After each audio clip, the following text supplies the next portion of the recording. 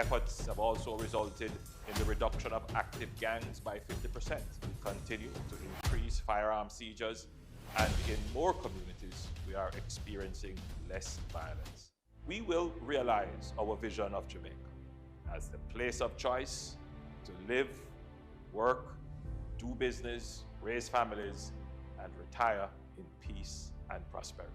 The proceeding was brought to you by the Office of the Prime Minister. Cook it up and make we steam it. Fresh so me need it, tilapia a real fish. Cook it up and make we roast it. Farm fresh so me need it, tilapia a real fish. Grow smart at the best part. Food for thought so me have to eat smart. Easy cash, fully net. A tilapia so you don't know what's next. Cook it up and make we fry it. Fresh so me need it, tilapia a real fish. Bring home the best in freshwater fish. High content of vitamin B3, protein and potassium. Tilapia, simple, healthy, delicious. So who keeps our taxpayer money in check? Well, the PAC and PAAC help watch over the country's budget. And one might sound like it just have an extra A, but they're way different. Here's how.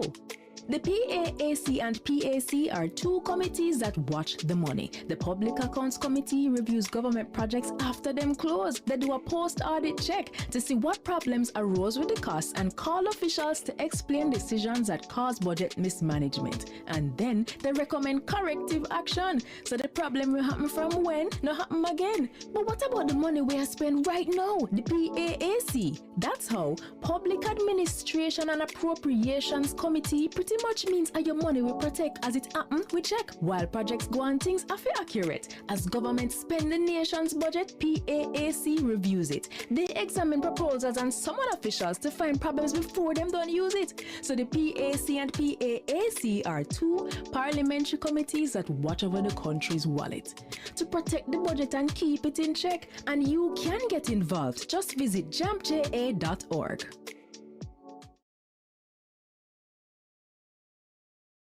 Embark on a journey to discover the truth that sets us free. Join us on Tomorrow's World, your weekly source of hope, answers, and divine insight. Sundays at 9 a.m. with rebroadcasts on Tuesdays and Thursdays at 5:30 a.m. Tune in right here on PBCJ, the People's Station, and be inspired.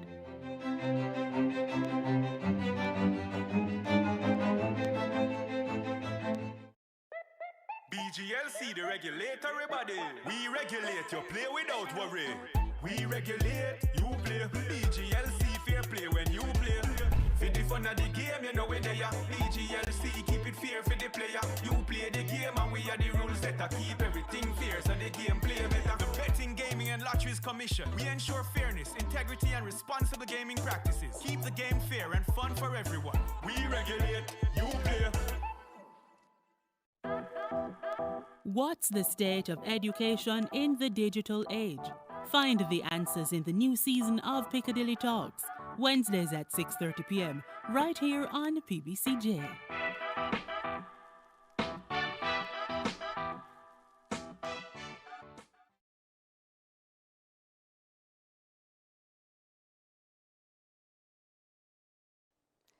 Imagine a creature so elusive that it was believed to have vanished entirely from the face of the earth since the 1800s. BGLC, the regulatory body. We regulate, you play without worry. We regulate, you play. BGLC, fair play when you play. For the fun of the game, you know we're there. BGLC, keep it fair for the player. You play the game and we are the rules that keep everything fair so the game play better. The Betting, Gaming and Lotteries Commission. We ensure fairness, integrity and responsible gaming practices. Keep the game fair and fun for everyone. We regulate, you play. Embark on a journey to discover the truth that sets us free. Join us on Tomorrow's World, your weekly source of hope, answers, and divine insight. Sundays at 9 a.m. with rebroadcasts on Tuesdays and Thursdays at 5:30 a.m. Tune in right here on PBCJ, the People's Station, and be inspired.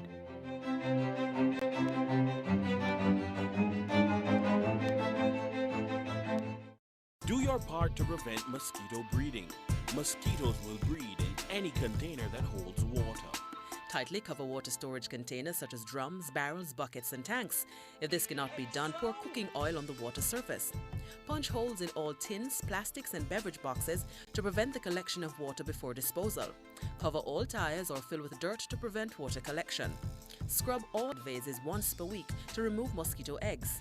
Use mosquito repellents to protect yourself from mosquito bites. Dispose of garbage properly by placing in plastic bags and securing properly to prevent water collection. A message from the Ministry of Health and Wellness. Each year, the Jamaican Parliament approves billions in tax dollars to buy goods and services for Jamaicans. Awarding contracts to private companies to provide public goods and services is called public procurement, and it is a major hotspot for corruption. Can citizens spot the red flags in public procurement and help the government protect our taxes? Yes, they can. And here are 6 to watch for. Direct contracting. When contracts are frequently awarded to one supplier without other companies competing to offer a better price and quality, we usually end up paying more and getting less. Contract splintering. Big projects need big money and higher level approvals. But if the contract is cut up into smaller ones, it won't need external approval from offices like the Public Procurement Commission or Cabinet. This makes it easier for contracts to avoid additional scrutiny. Timing of advertisements. Contracts advertised during distracting periods like the holidays can result in less competition and a really strong advantage for the favored company. Like Christmas time, work slows down and companies are less attentive to business opportunities. Emergency contracting. Claiming emergencies allows officials to legally bypass normal procurement rules, making it easier to award contracts to favored companies. Contract timing. Contracts awarded just before or after election can be payback for campaign support and not based on what Jamaicans really need. Collusion. And what if penalties are not enforced when work is poorly done? This could be a contractor and public official working together for private benefit. And if it is, this is collusion. These flags do not prove corruption, but they trigger questions that citizens must ask. So mind your business, Jamaica. Visit the JAMP Procurement Tracker to monitor government contracts. If you spot these flags, use our ATI tool to ask questions and demand accountability.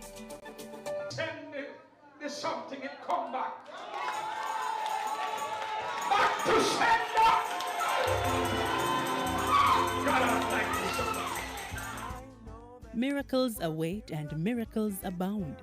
Tune in every Sunday at 7 a.m. for your share of the Miracle Revival Hour with Reverend Dr. Blair. Come for the word, stay for the worship, right here on PBCJ. Miracle worker, work one for me.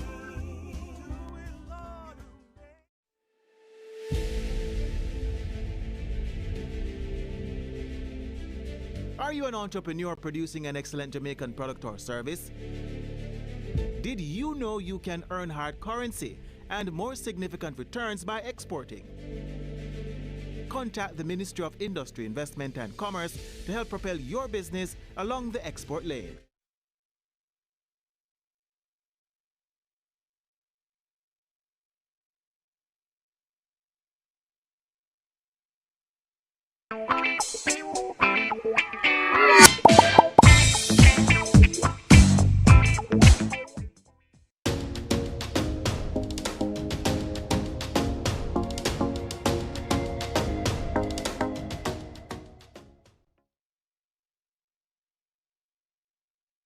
His name. Amen.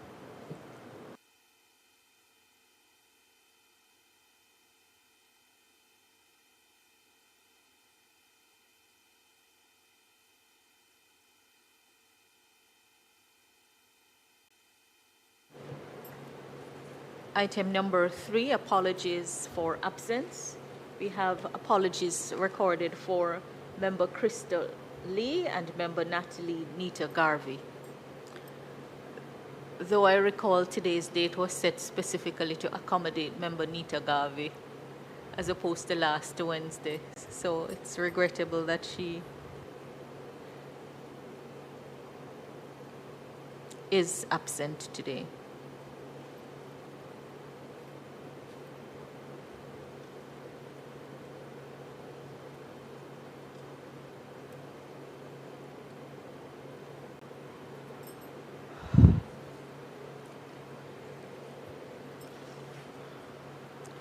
Let me welcome members.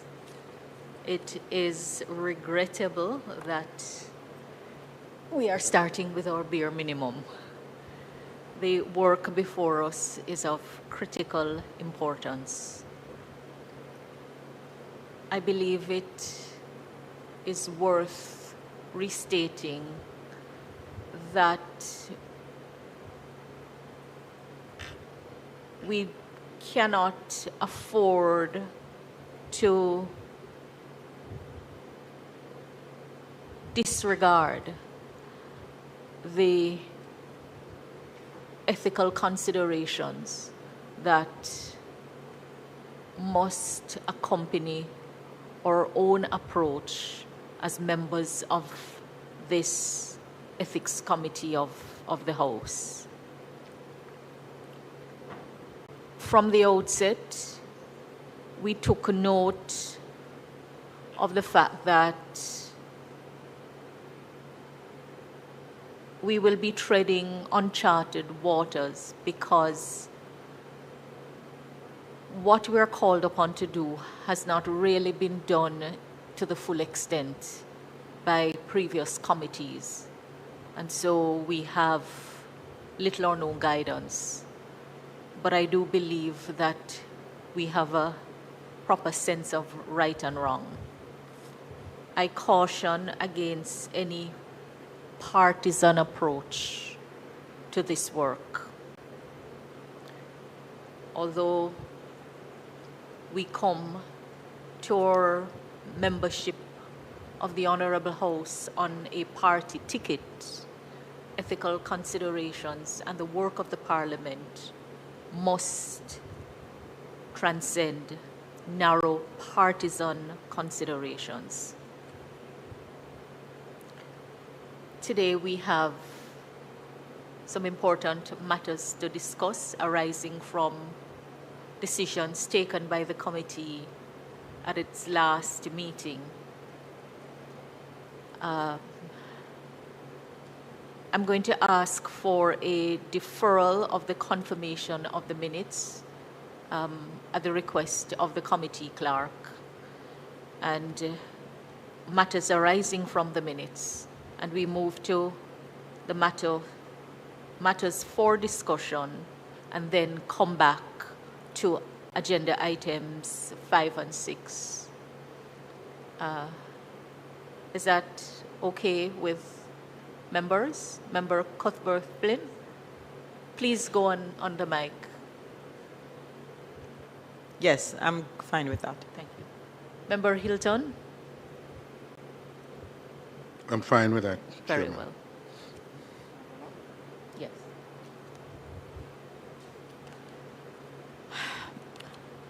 Matters for discussion.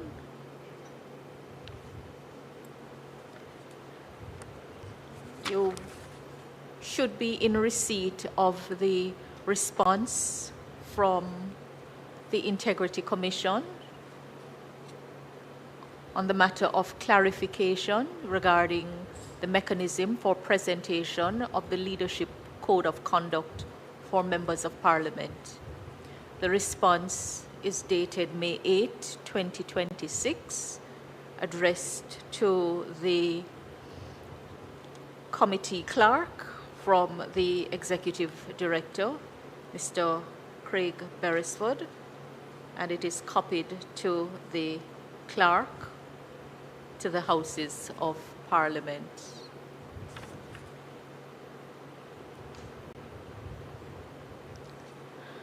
Perhaps we should just read the response into the record. Members? Yes. May 8, 2028, Mr. Brandon Nash, Houses of Parliament, Gordon House, 81 Duke Street, Kingston. Dear Mr. Nash, reclarification regarding the mechanism for presentation of the Leadership Code of Conduct for Members of Parliament.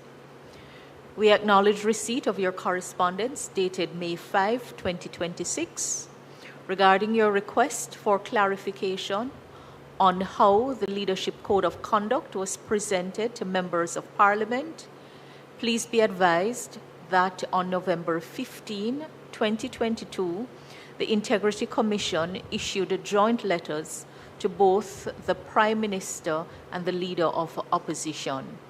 These letters, which are attached for your reference, requested a formal commitment to the Code on behalf of themselves and their respective Cabinet and Shadow Cabinet members. The correspondence was transmitted via email and hand-delivered on November 15, 2022. Receipt was acknowledged by the Office of the Leader of the Opposition that same day and by the Office of the Prime Minister on November 16, 2022.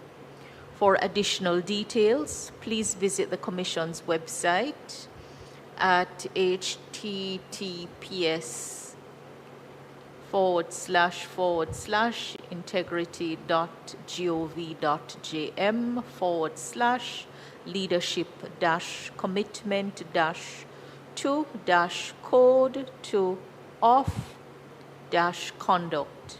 Should you require further clarification, please feel free to contact the undersigned.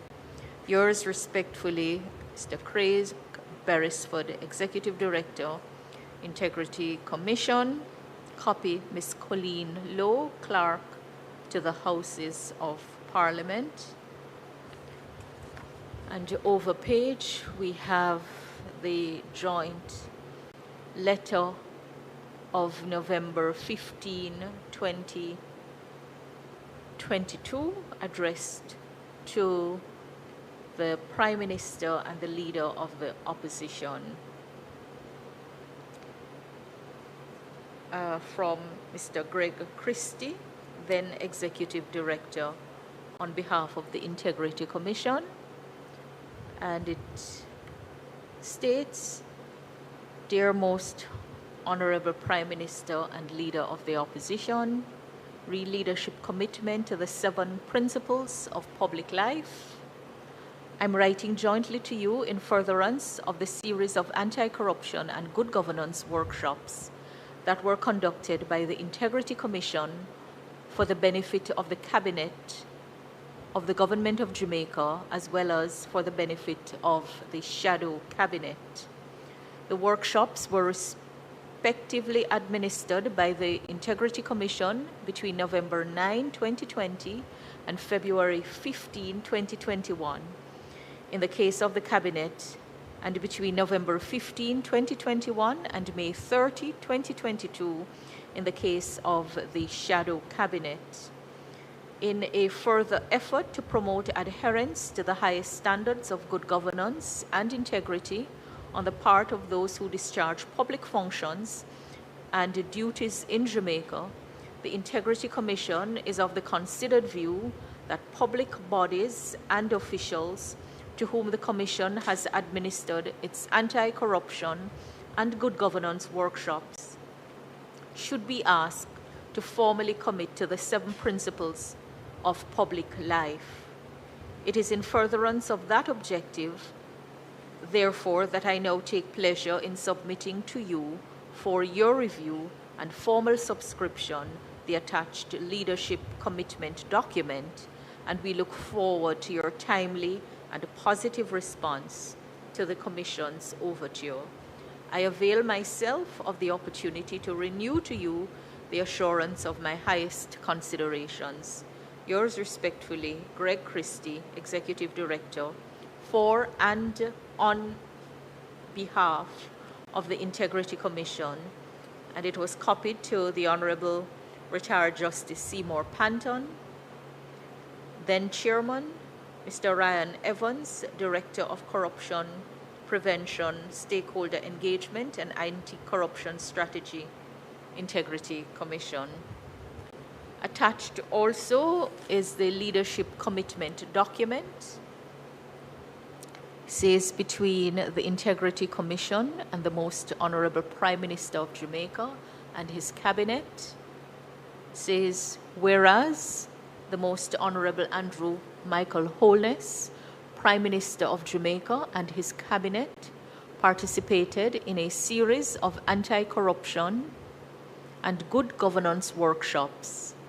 that were held by the Integrity Commission between November 9, 2020 and February 15, 2021, and which covered the understated topics: the problem of corruption, an overview of Jamaica's anti-corruption framework, principles of good governance and integrity in government, public office and public life, public procurement overview, other critical areas involving the Integrity Commission's oversight, statutory declarations, Protected Disclosures Act, whistleblowing, reporting allegations of corruption, investigating allegations of corruption, prosecuting allegations of corruption, overview of corruption offenses in Jamaica, international best practices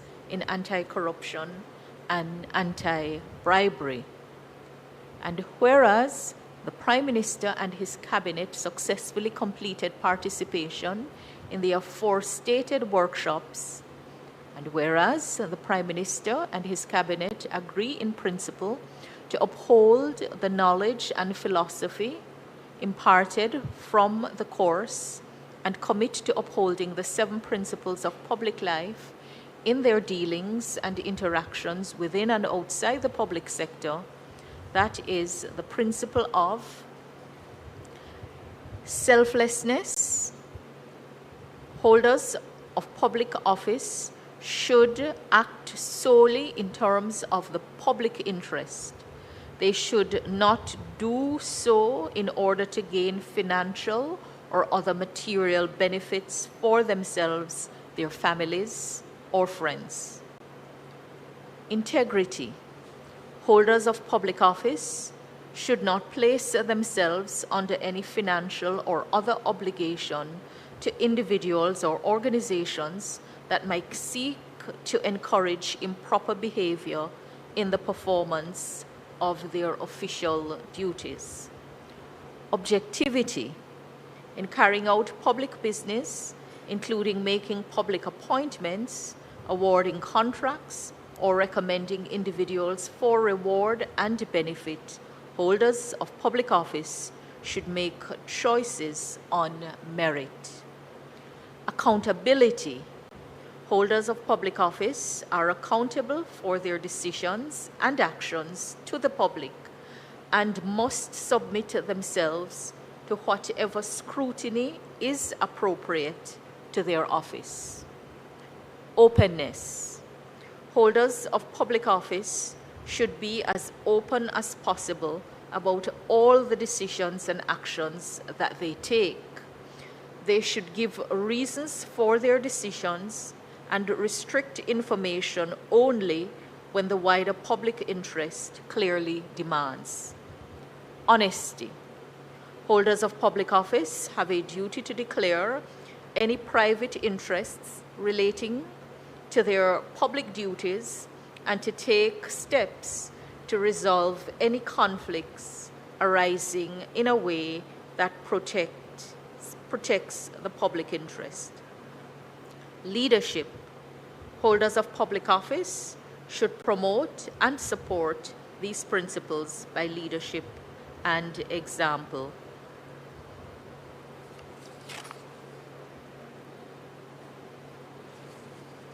The correspondence attaches a follow-up letter of November 15.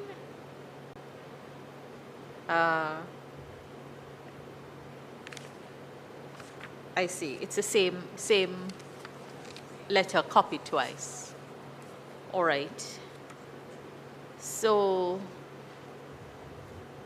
let me put on record our thanks to the Executive Director of the Integrity Commission for his prompt response to the committee's letter transmitted through the clerk and for providing needed clarity on the matter. I invite members to comment.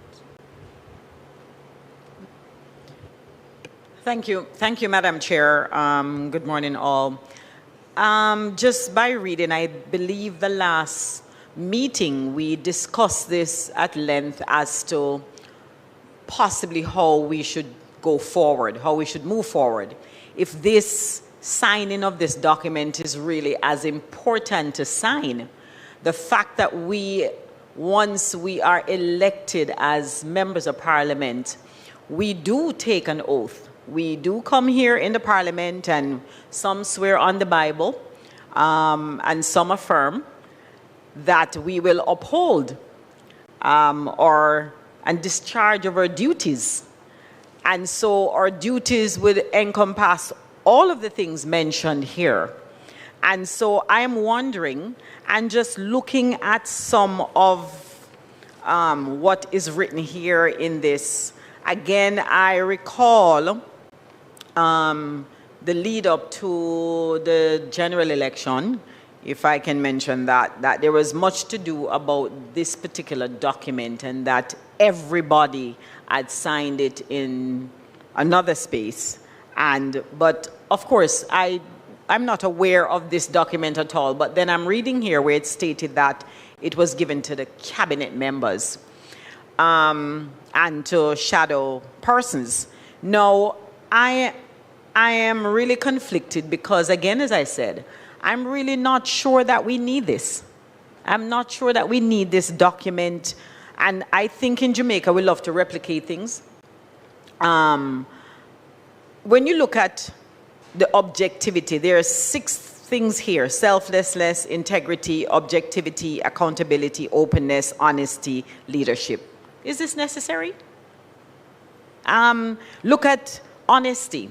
It's asking holders of public office have a duty to declare any private interests relating to their public duties and to take steps to resolve any conflicts arising in a way that protects the public interest. But that's what the Ethics Committee is all about. I'm thinking that is why we have the Ethics Committee, to make sure that there's no conflict of interest. And I think all parliamentarians are aware that they have to declare if there is going to be any conflict of interest. Leadership, holder of public office should promote and support these principles by leadership and example. I'm not sure what that means. Objectivity. There are no members of parliament or ministers who have the authority to award contracts. We do not have such authority. And so when it states here about in carrying out public business, including making public appointments, of course we appoint for committees and boards, but then it states here awarding contracts or recommending individuals for rewards and benefits. Holders of public office should make choice of merit. Again, I really believe that we possibly need to look at what it is that we're swearing to. When we decide to put ourselves forward to become members of parliament, I believe that we would have sworn to all that is stated here already. And so I'm not sure if we need to be repeating this to say, fine, I think there's room to do a course in governance and public procurement overview and critical area involving the Integrity Commission oversight. Statutory declaration is something that we have to do. And so I'm really not sure that we need to duplicate and, do this again and again when we already take an oath, when we come into the parliament to represent the people and to serve them.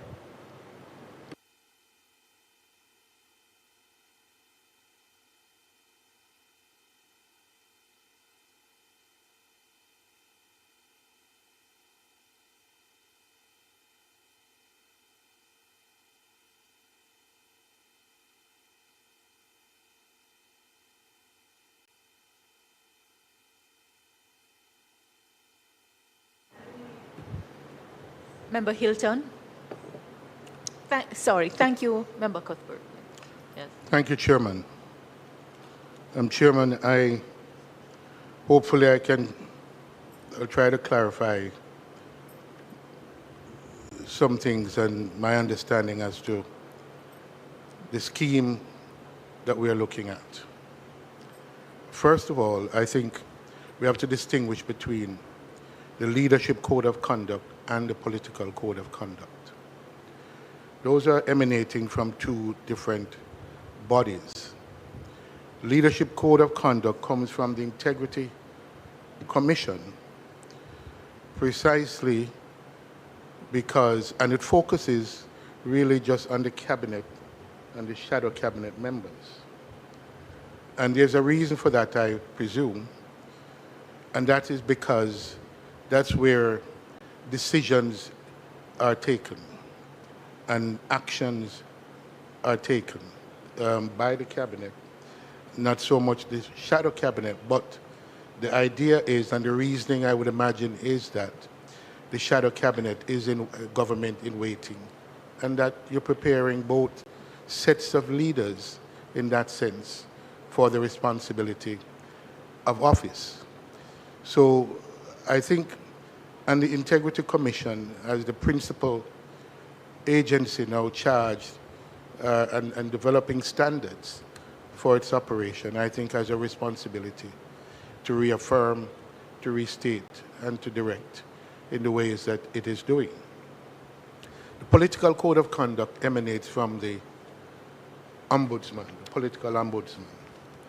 And they generated that Political Code of Conduct in another time when it was a single standalone body. Since then, a decision has been taken to fold that function into the ECJ. And the question is, what is the role, what continues to be the role and function of the Political Code of Conduct in this new dispensation? As we discussed last time, and the discussion largely focused on that office, on the Political Code of Conduct, because I think the appropriate question was being asked, when should we, who was aware, how they should become aware, because it's in the Parliament and subsequently the Cabinet and Shadow Cabinet, but it's in the Parliament that the change come about. Elections happen, change come about, and the question is, when do newly elected Parliament or the new incoming parliamentarians undertake or take on that obligation and responsibility? And I think that's a germane question.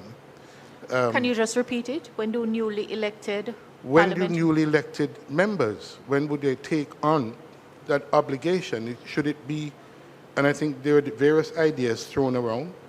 One thought was... And the obligation you're referring to is which? Is the Political Code of Conduct. Oh, I see.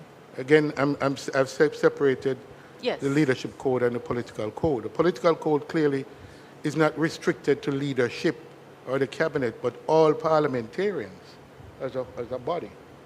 And so that question is germane for the Parliament as to, one, what is the status of that Political Code? When do we take on that obligation in the life of a Parliament? And I think those are yet to be responded to. I haven't seen any communication from the ECJ. Hopefully a letter had gone out, a similar letter had gone out as requested, so that they should be responding. But I think the Leadership Code of Conduct really confines itself to the Cabinet and Shadow Cabinet, and should be seen in that light, and I believe it entirely appropriate that the training was had. Again, for those of us older parliamentarians, parliamentarians who've been in the Parliament for some time, we didn't have the benefit of a number of these training and exposure. And when the new executive, when the Integrity Commission Act, right? So there were the act was amended, and so you had a new act and a new set of leadership, new standards being established.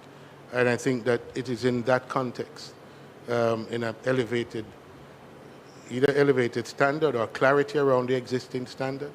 The workshops were promulgated, were done, and the letters, and subsequently the leadership letters were sent out. And so the question remained, you know, I recall that for myself, that the shadow cabinet in the opposition, we signed that leadership code of conduct.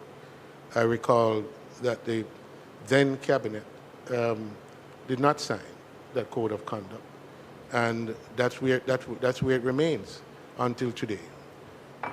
So we have to decide, how do we go forward from here? Thank you, Member Hilton. Member Whittle. Thank you very much, Madam Chair. I want to support the view of Member Cuthbert Flynn in respect of the fact that all members of Parliament would have sworn to, when I look here at the various conditions that we would seek to swear to uphold, all these are covered by our signing and our sworn commitment when we enter the Parliament. So I see this as repetitive, and also in relation to the cabinet. Remember, the cabinet members, they would have sworn to uphold all these conditions as a parliamentarian. And when they are appointed to the cabinet, they again swear to uphold as ministers all these conditions. So they swear at Parliament to uphold, and when they are appointed as cabinet, then they are also would have to swear again to uphold the conditions relative to their position as cabinet members.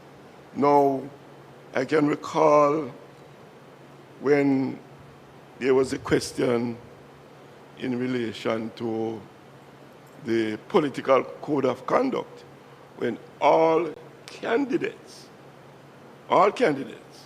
were asked to sign that code of conduct. So you have 60, 120 candidates who would 120. A minimum of 63 plus 63, that's 126, plus others who may contest. Right. Right. Independently of the two political parties in the Parliament. Would sign the code of conduct, political code of conduct. And that is done by the ECJ, Electoral Commission of Jamaica. And it will end up that only 63 will come here, who will now have the responsibility to ensure that they act within these regulations and commitments that they would have sworn to. So, in light of that, I don't think there's much of a need for any other issue relating to our commitment to the good conduct as a parliamentarian or as a cabinet minister. And therefore, as we seek clarification regarding the mechanism for presentation of the leadership code of conduct for members of parliament, I think we should take those matters into consideration. Thank you, Member Whittle. Member Morris, I believe this is the first time you are attending. Welcome to the meeting. I noted your apologies for absence on previous occasions. I hope to see you present at all meetings going forward, barring, of course, unseen circumstances. All right. The correspondence has clarified some things.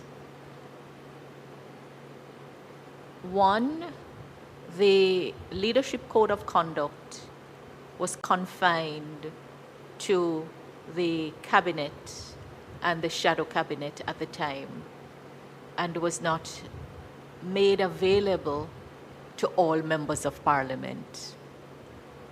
Is that something that we can agree on based on the correspondence?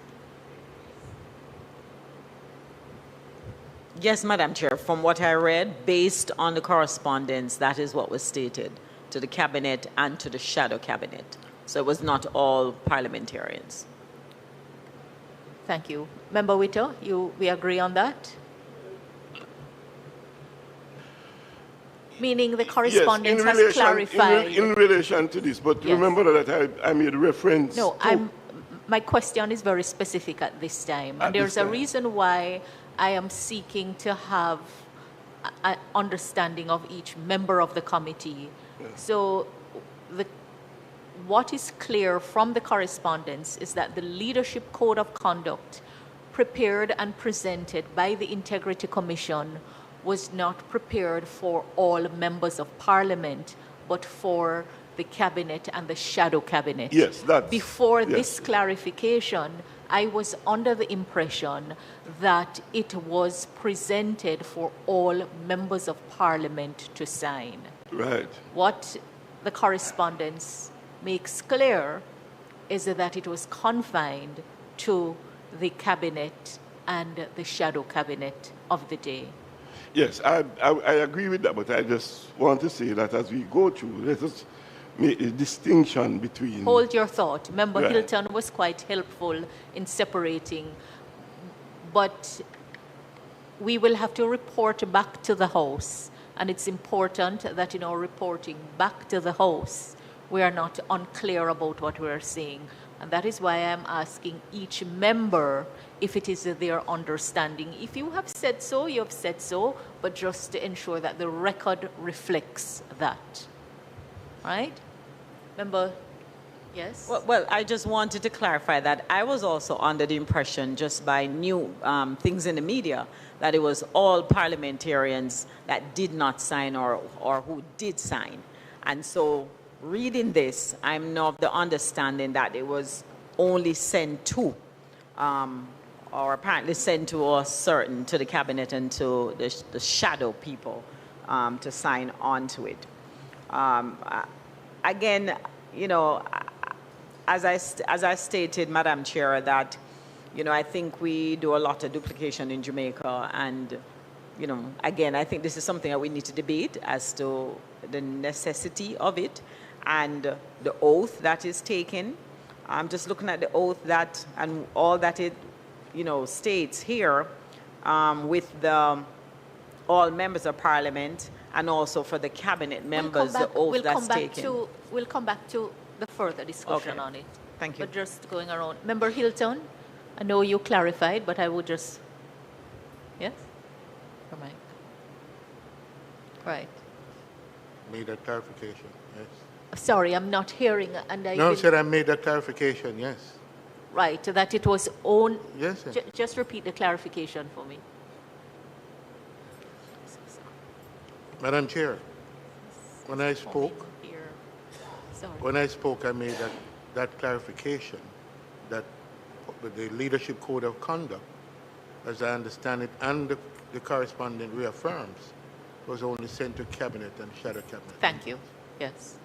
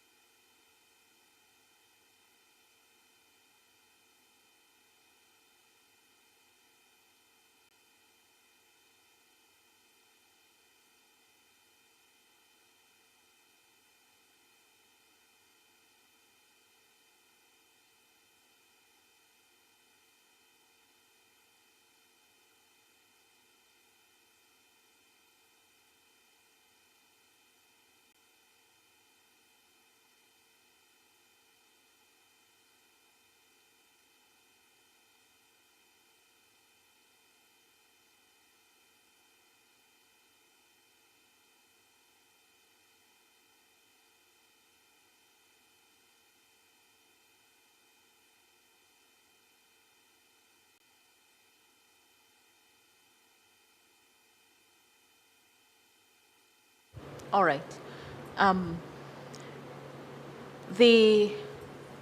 To the best of my knowledge, these several principles of public life are a part of the Ministerial Code of Conduct, which has been adopted by the government of Jamaica. It is, as a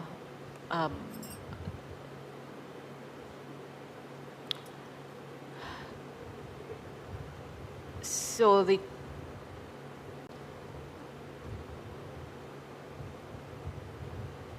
question is whether there is any,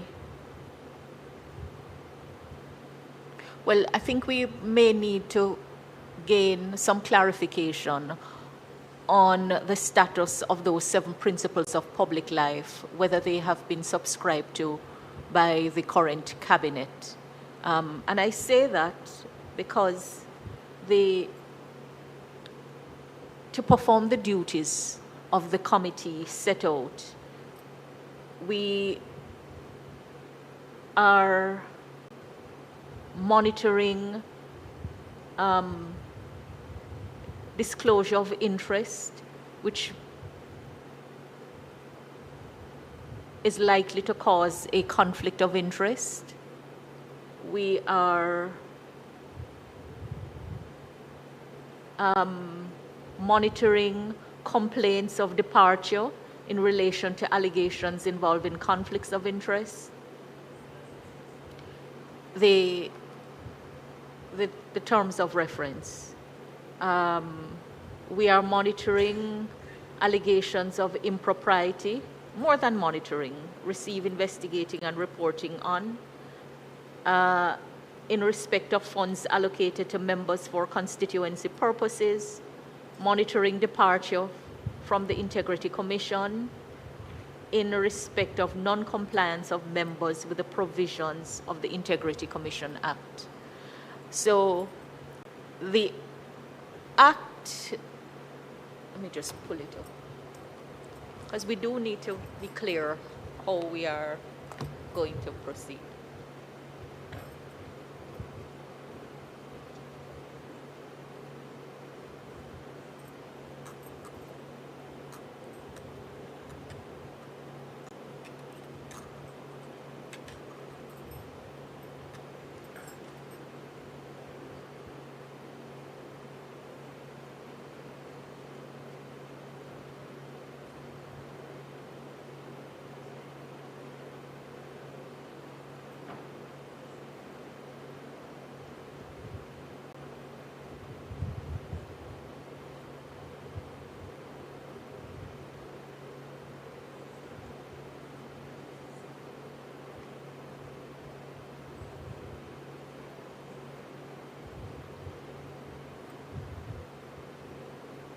Do you have a copy of the Integrity Commission Act, Jahan?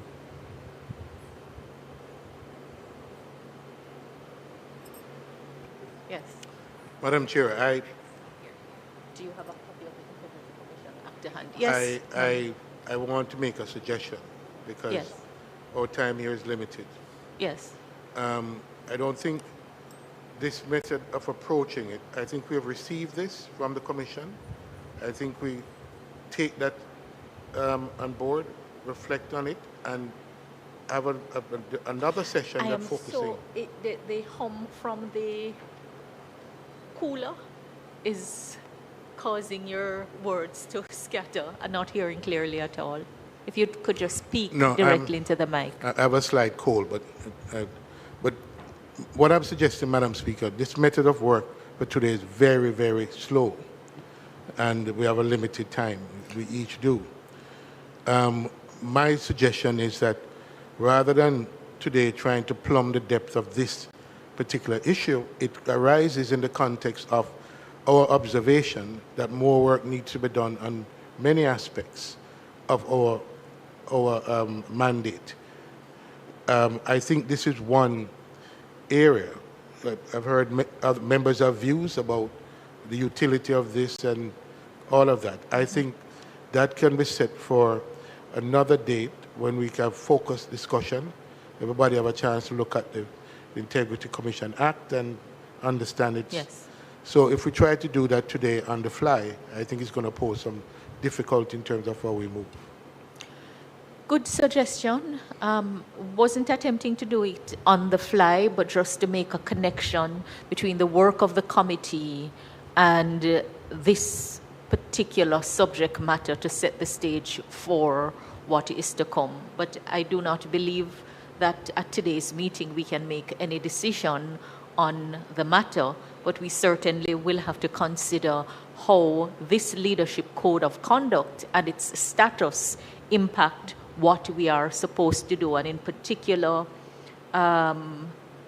monitoring compliance, non-compliance by members with the Integrity Commission Act.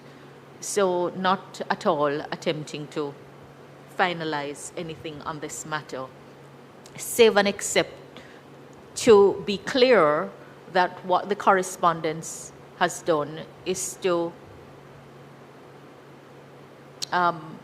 clarify without that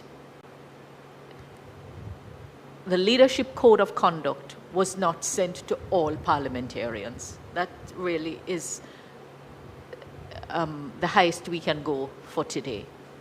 Right. We're awaiting the committee clerk to come back with the minutes, so the time, I'm still monitoring the time. All right.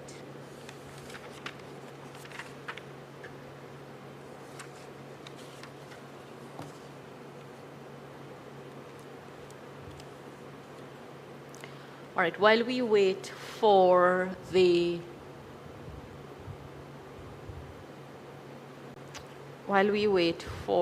committee clerk to return, on the last occasion, the committee agreed that we would report to the Parliament,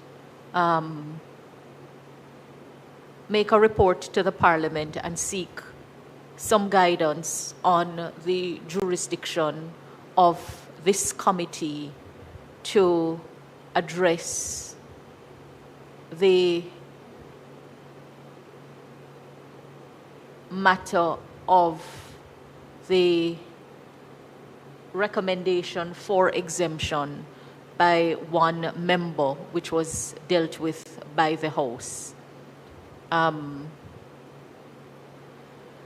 A draft report was presented, well, not the draft report was circulated to members, and then the report, hard copy, was presented for signature prior to tabling in the House. We had some unfortunate developments on that.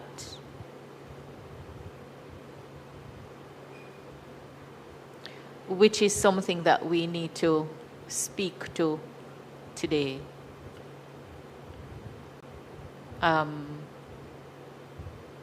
When I made the opening statement,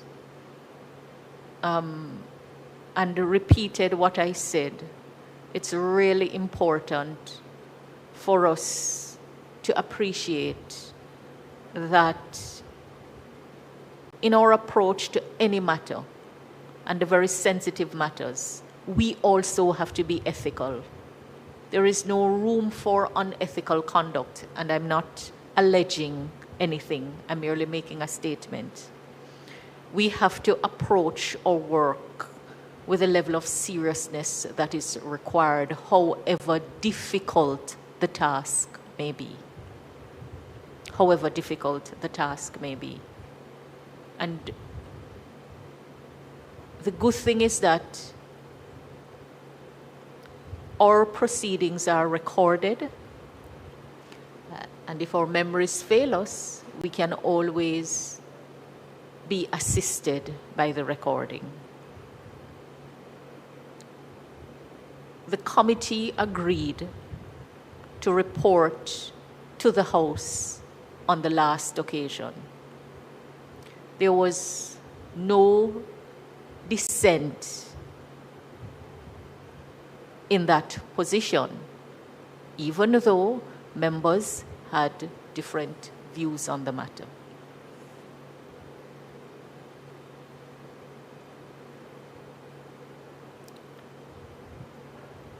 Member Hilton,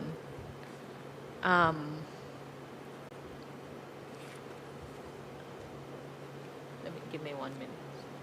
Can you ask Mr. Nash to come, please? Yes.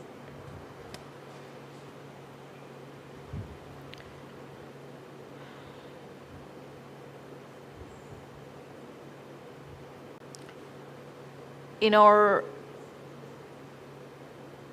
is there anything you wish to express around that matter? Yes.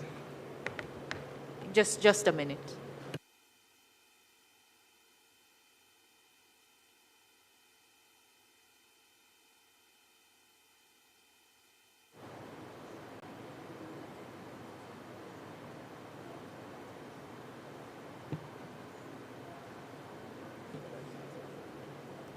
Go ahead. Thank you, Madam Chair. Thank you for giving me the opportunity at this point to make the points I made then to you outside the Parliament and which I wish to put on the record here today. First of all, let me say to members of the committee, recall that the last meeting we talked about a few things. Among them was on this issue of the request to the member to reappear or to appear before the committee for further questions or elucidation. The position I took then, and I'm of the view, is that the matter, having come before the committee, the House, both houses having addressed the matter. I don't think it's a matter that both houses address. It's an exemption for the House of Representatives. It's just for the House. It was just for the House. The House had passed a resolution that the matter, of the status of the matter is that it is functus officio in respect of this committee, meaning that the committee no longer had jurisdiction over the matter. Now, listen very carefully. I think the chairman appreciates the point I'm making. It's a very technical legal point. Very technical legal point. It's not a policy point, it's a very legal matter because no committee of Parliament has jurisdiction over, if the jurisdiction is either, if they had it and it was hosted, then they can't continue on that matter. That's a very technical, and the jurisdictional point is very, very important. No. That was the stance I took in the meeting and tried to explain that the committee having acted and the House having acted, then the matter is no longer before the committee. And therefore, the committee, it was inappropriate for the committee to act. In that committee meeting, that I am of the Please view. speak into the mic so that we don't have the reporter saying what is being said is inaudible. Right. that I'm of the view that the committee, and in agreement with your point, that I don't think the committee has the authority to look into the matter again. Member Witter, I really am not hearing you. Please go as close to the mic as possible. That I raised the matter as a matter of my opinion then, that I don't think the committee would have the authority to look into the matter again.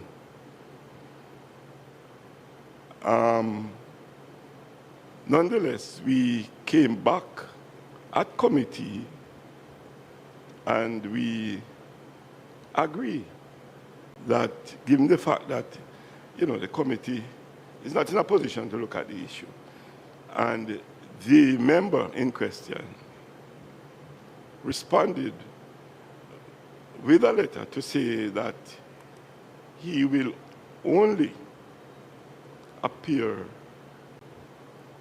in relation to the matter being sent back to the Parliament, who would have made the decision already. So what we were signing to, in terms of our signature, in terms of the report from the committee, was to say, okay, we agree, so we send it back to Parliament.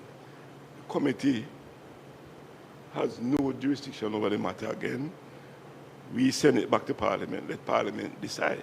And that was what the member stated in his letter. So I don't see why we should have an issue now, given the fact that the member in his response said that he will only attend if the matter is referred to Parliament. And we agree, and we say we will refer it to Parliament. So the matter ends here. What Parliament does after, then... All right. Thanks for that clarity. Right. Thanks for the clarity. And here's where I wish to make my point. So the question for me was, because what took place was having the minutes having been sent previously, having glossed over it on my way to Parliament. And when I came and was sitting, the member, a clerk from the House brought the document for me to sign. I was the first, I think, that the document came to be signed. I saw the matter about reporting the matter to the House, which I agreed to. The question is, when the matter went to other members of the committee, it dawned on me that they were not clear about, the other members, about what is it that we actually asked the committee or asking the committee to look at. And I said, but for me it was clear because I was making a legal point. In fact, the chairman said, maybe I gave the legal advice, probably in jest. And we laughed and moved on. But I was making a very technical, legal point. When it became clear to me that the non-lawyers on the committee, i.e. two members, the two members on my side, were not clear about what it is that they were agreeing to, I said, look, instead of having this lack of clarity as to exactly what is being asked of reporting to the Parliament, we may want to resolve that here in the committee. And therefore, I struck my signature and said, let it come back here this morning first. No, you struck it and said there were gross inaccuracies on the report, which I asked you to identify. So it's not that you said bring it back to the committee. Member, I can explain. And so in doing that, I had to indicate the reason why I was taking what on the face of it seemed to be a contrary decision. And for me, the gross inaccuracy that I apprehend was that here we are thinking, so I thought that we had some clarity, there was general understanding. And yet the two members on my side are saying, no, what is it that we agree on? They weren't clear what we agreed on. And I believe it is for this committee to settle that matter as to exactly what was being asked of the House. So from a non-lawyer point of view, you mentioned the matter of jurisdiction, and that may have general kind of understanding. For lawyers, and the chairman knows very well, this is a very profound matter, very profound matter. And so I thought, rather than having this discussion about, well, did we agree? And this in light of the fact that the member himself had raised the point and said he would not because the committee had no jurisdiction. And then my understanding, because an opinion was made by the Legislative Council, and it was not taken account of in the minutes. It was raised. I brought it to the attention of the chairman. Chairman said, well, there are other ways to bring it to the committee. But that opinion clearly underpinned the position taken by myself and the member in question. And so, in light of that, I thought there was not a sufficiency of discussion around that technical legal point.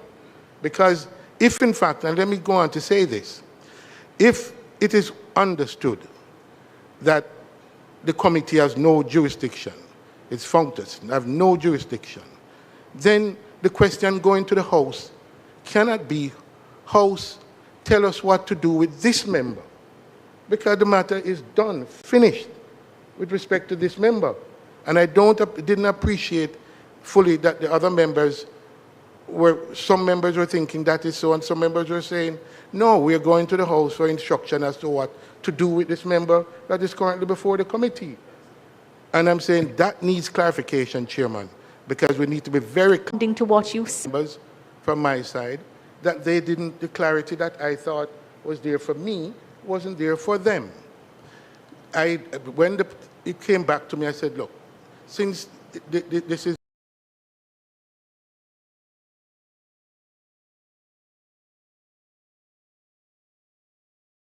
all of this is done in. These things should be signed when persons are not in the House doing other business. You need to have the attention of their undivided attention for the signature to be attached. You can't do it while you're in the House and the business of the House is going on, and then a document is put before you, sign it. All right? No. I thought, as I said, in the face of it, for me, if it were for me alone, I knew, because I could always argue in the House what my thoughts on it were. But for the non-members, this was particularly that appeared before the committee. And that is an important difference. We're seeking guidance from Parliament about the future conduct and how we address this novel issue of law. And that was the detail that was required, that I didn't think there was a sufficiency of understanding around that. Madam Chair, may I? Yes. I think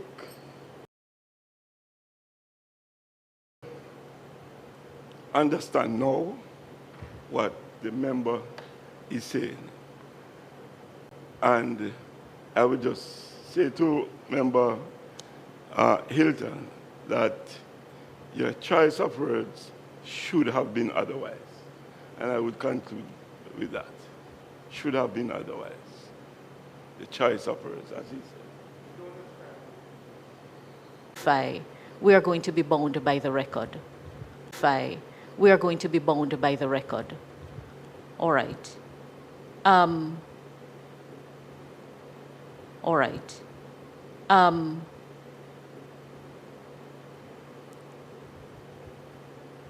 So circulated.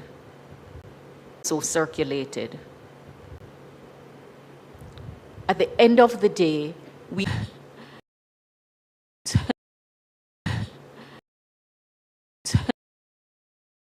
into the committee, then please expect that that issue will have to be dealt with.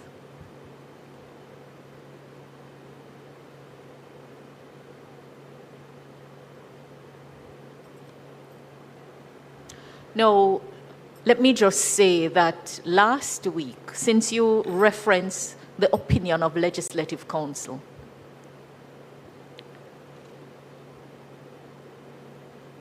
I had no knowledge of the opinion of Legislative Council.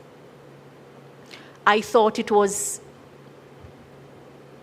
not proper to seek to get the opinion on the record in the way that the attempt was made.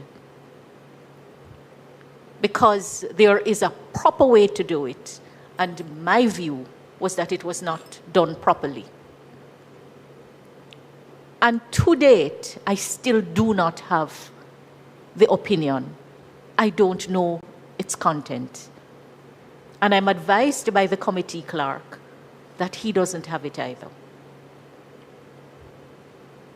So we are all seeking guidance, and we don't have to do it in a way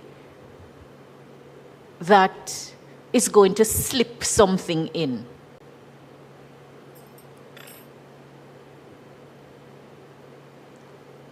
Because I heard it said elsewhere that I had it and I knew what was in it. And I found it most unfortunate.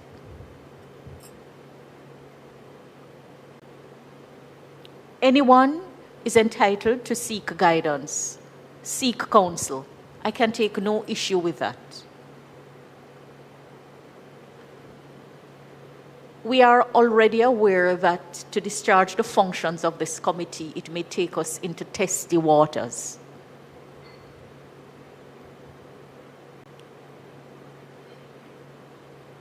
So all this thing about when a report is presented and it shouldn't be presented, respectfully, if a report is presented to anyone at a time when you are not able to bring the attention that is required to it, simply say, come back to me. If anyone has signed something and is retracting the signature, that's a right that you have. But you can't do it in a way to say that others did wrong.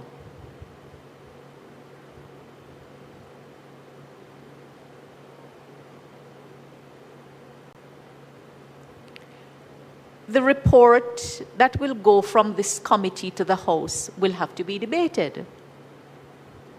And I think that was the error that was made the last time. You know, we have a way of just assuming that everything is in order, and we sometimes get hot under the collar when things are raised and pointed out because we all just want to get on with it. And when anyone stops to point out or interrogate, people get hot under the collar. If we're going to do the work of the country, we're going to have to learn new habits. All of us, I'm speaking to myself as I speak to members. So, Member Hilton, I'm grateful for the clarification that you have provided. And I do share your view that the choice of words was unfortunate. I'm not going to take it any further.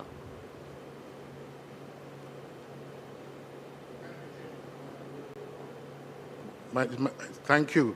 I was wondering where we were going. I said the choice of words may have been unfortunate, but that was my intention, and it was not otherwise, as was being imputed Very well. to me. Very well.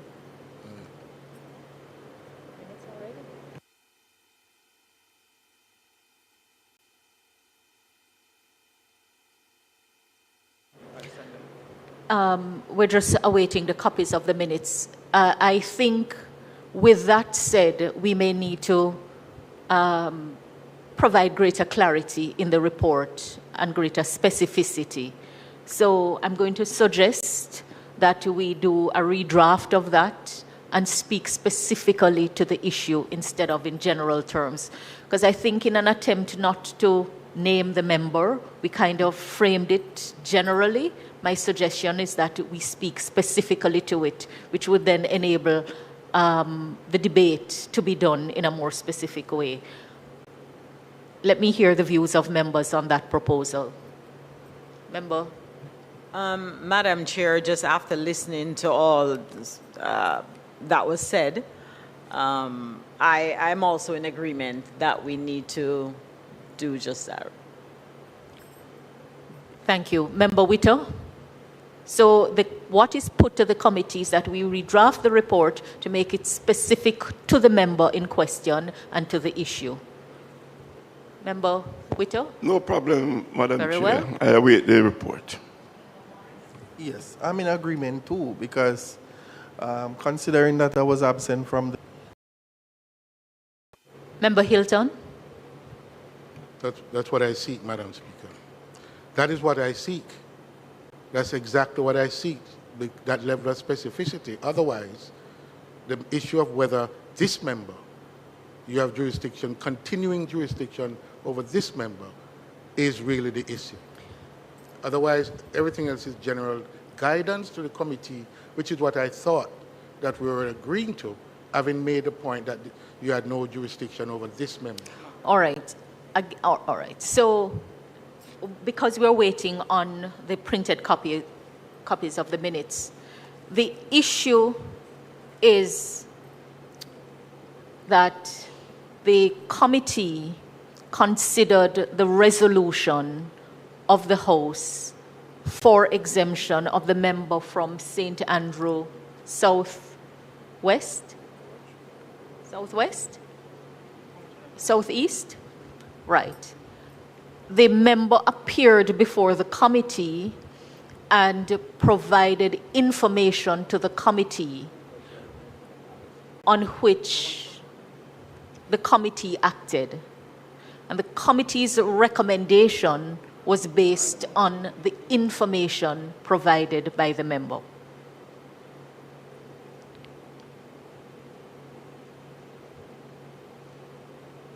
The accuracy of that information on which the committee's recommendation was grounded was subsequently brought into question.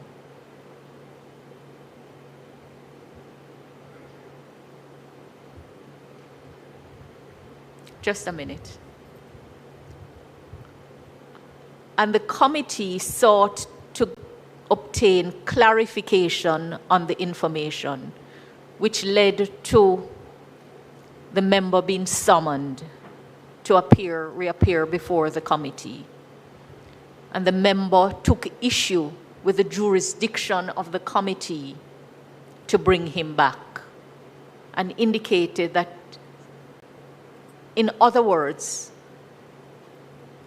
that he would only return to the committee if it came from the House.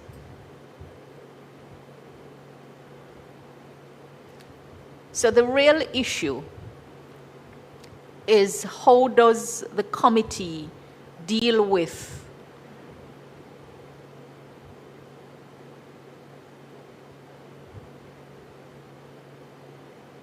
Let me just formulate. Give me a minute. Madam Chair, I believe you're going down a slippery slope. The issue is the exemption motion is before the committee for the member to declare that he has a contract involving the government. That's the issue. It's not to go into the details of that contract and all of that. And if something subsequently occurs involving that contractual relationship, does the committee have a jurisdiction to query the member about what develops subsequently, or what is reported subsequently? Member Hilton, I don't think that quite squares it. You may recall that in considering the motion for exemption, questions were asked of the member in respect of the contract, that contract, because of what was in the public domain. It's a very contract that may not be the exact contract, but what he was seeking exemption for. He was asked about it because of what was in the news, and he provided certain answers. So I don't think we can isolate it. The answers he provided informed the recommendation of the committee.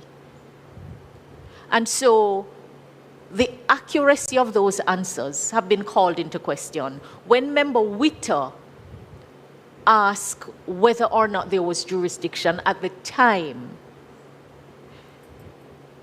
the matter did not come down to how you have put it at that time. because I pointed out to him that it's not the committee that took the decision as to whether to exempt. The committee considers and recommends to the House. And it is the House that takes the decision.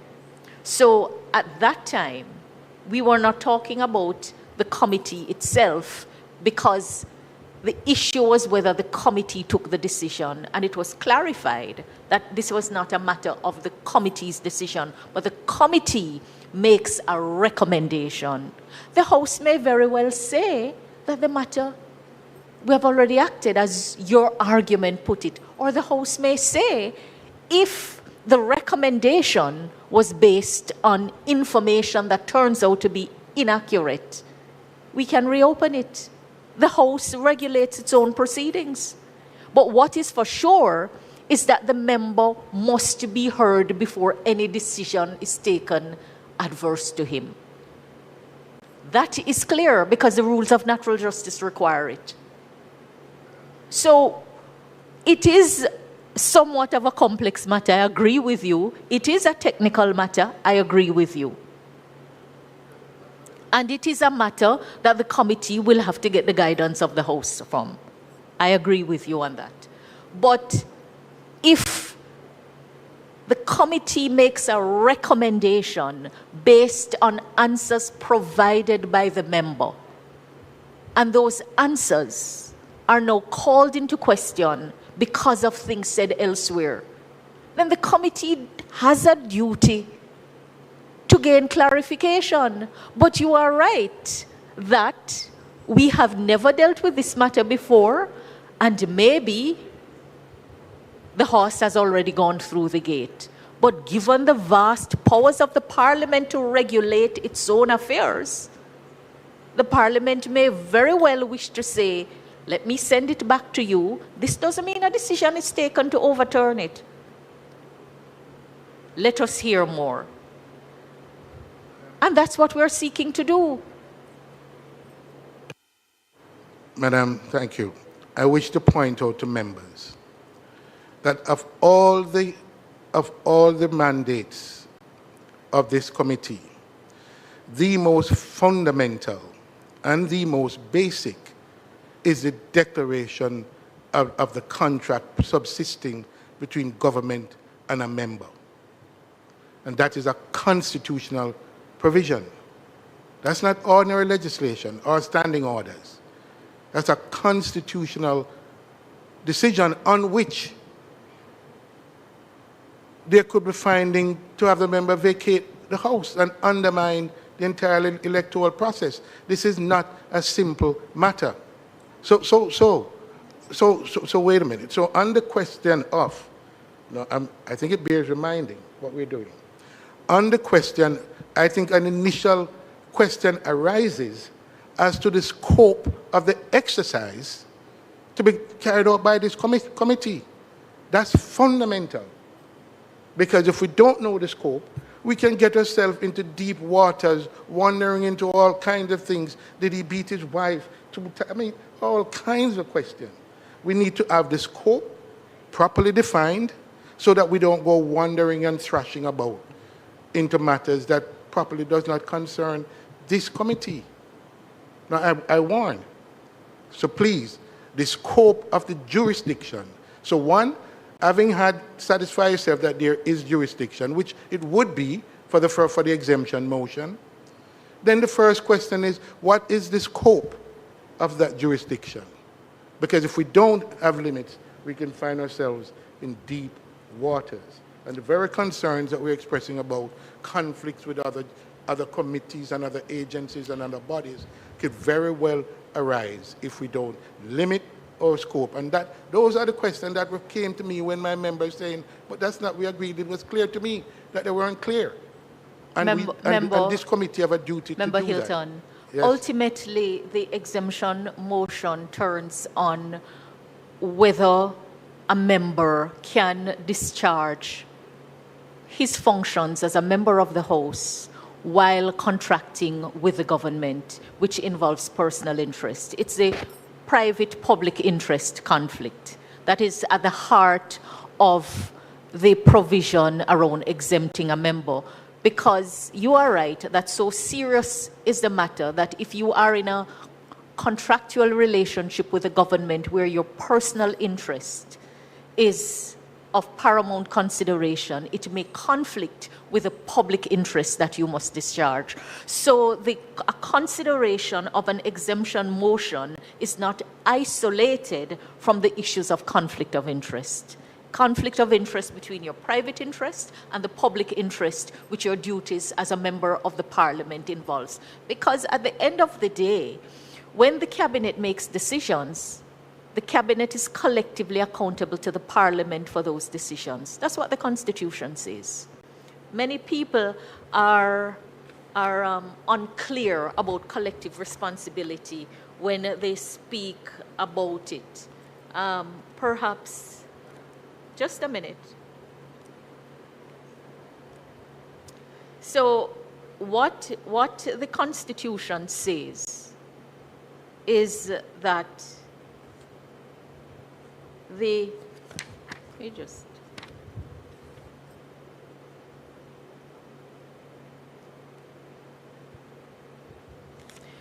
at section 69, there shall be in and for Jamaica a cabinet which shall consist of the Prime Minister and such number of other ministers, not being less than 11, selected from among ministers appointed in accordance with the provisions of Section 70 of this Constitution, as the Prime Minister may from time to time consider appropriate. Subsection 2, the Cabinet shall be the principal instrument of policy and shall be charged with the general direction and control of the government of Jamaica, and shall be collectively responsible, therefore, to Parliament. So the Cabinet is collectively responsible for the general direction and control of government to the Parliament.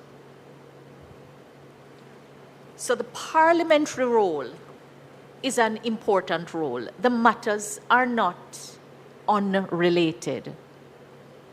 I share the view that we have to be clear about what we're seeking.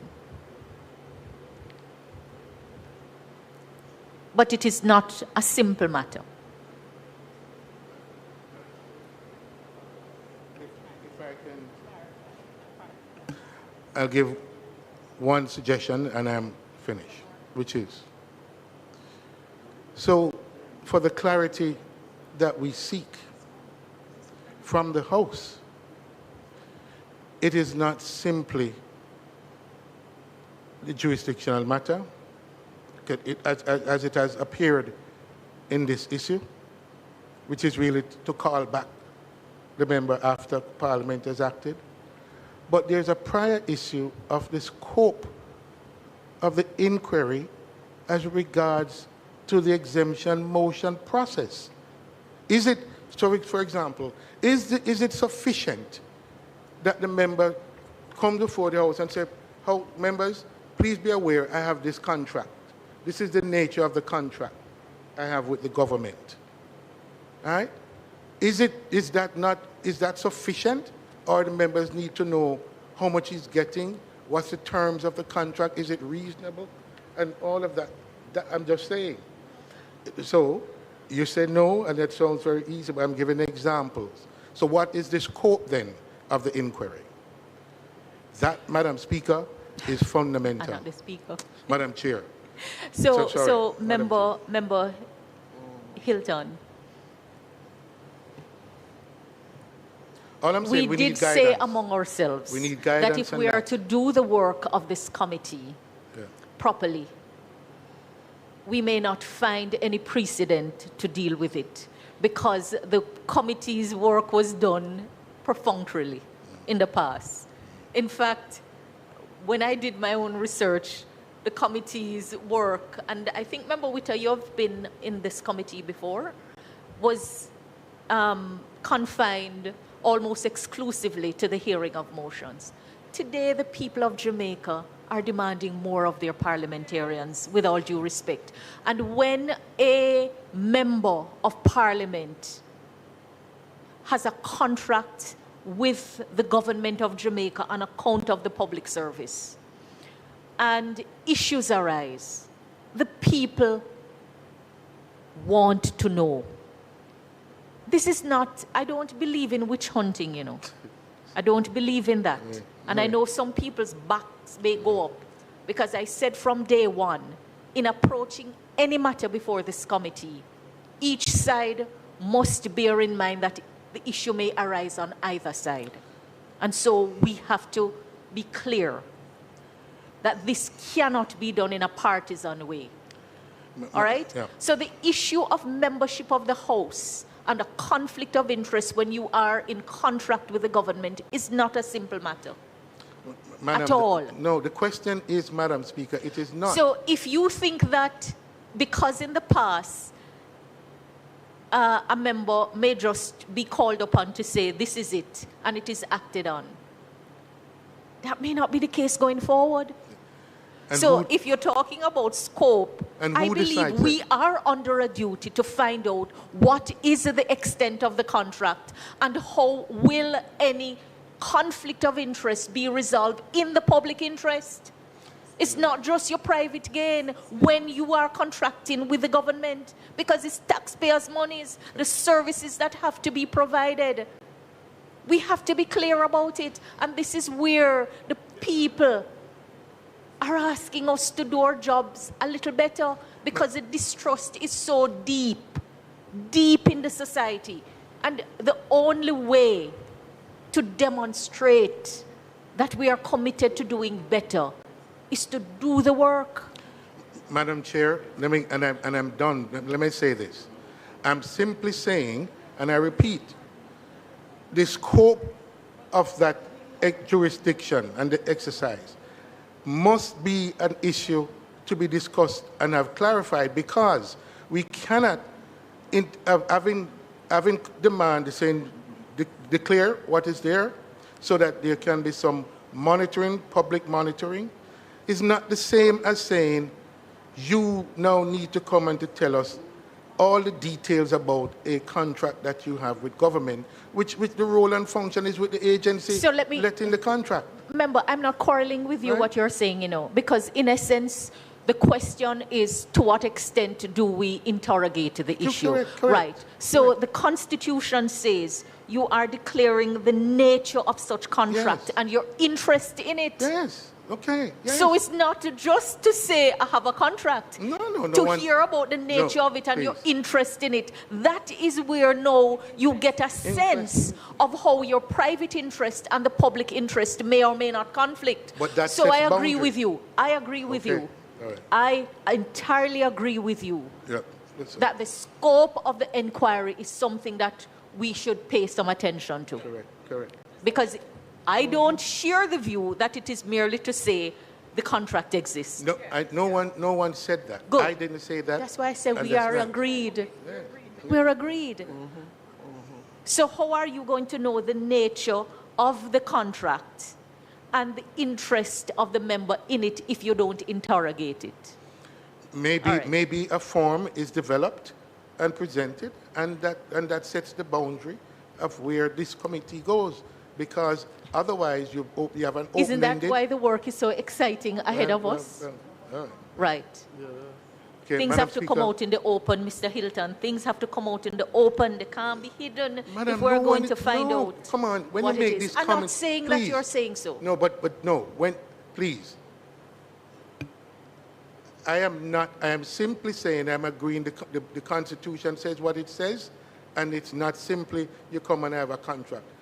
I'm saying, though, that there are limits to the scope, and we have to define that boundary. That's my point. That is my point, nothing else. Okay? I'm not talking about I'm not people sure what you wanting mean about limit to the scope, but we do have to interrogate in order to ascertain the nature of the contract and the interest of the member in the contract in order to do the job. That's all I'm saying. Madam Chair. Yes. All right. As a non-lawyer. Madam Chair, Madam Chair, I have to take leave. I have an urgent matter to go. At this rate, we may have to. No, well, we do have time. You are not able to stay to. No, I just got a call on an emergency matter. All right, let me just hear from Member Morris. Yes, I gather that all of us agree that there needs to be, the scope of it must be defined. But to what extent? Who decides on the scope of...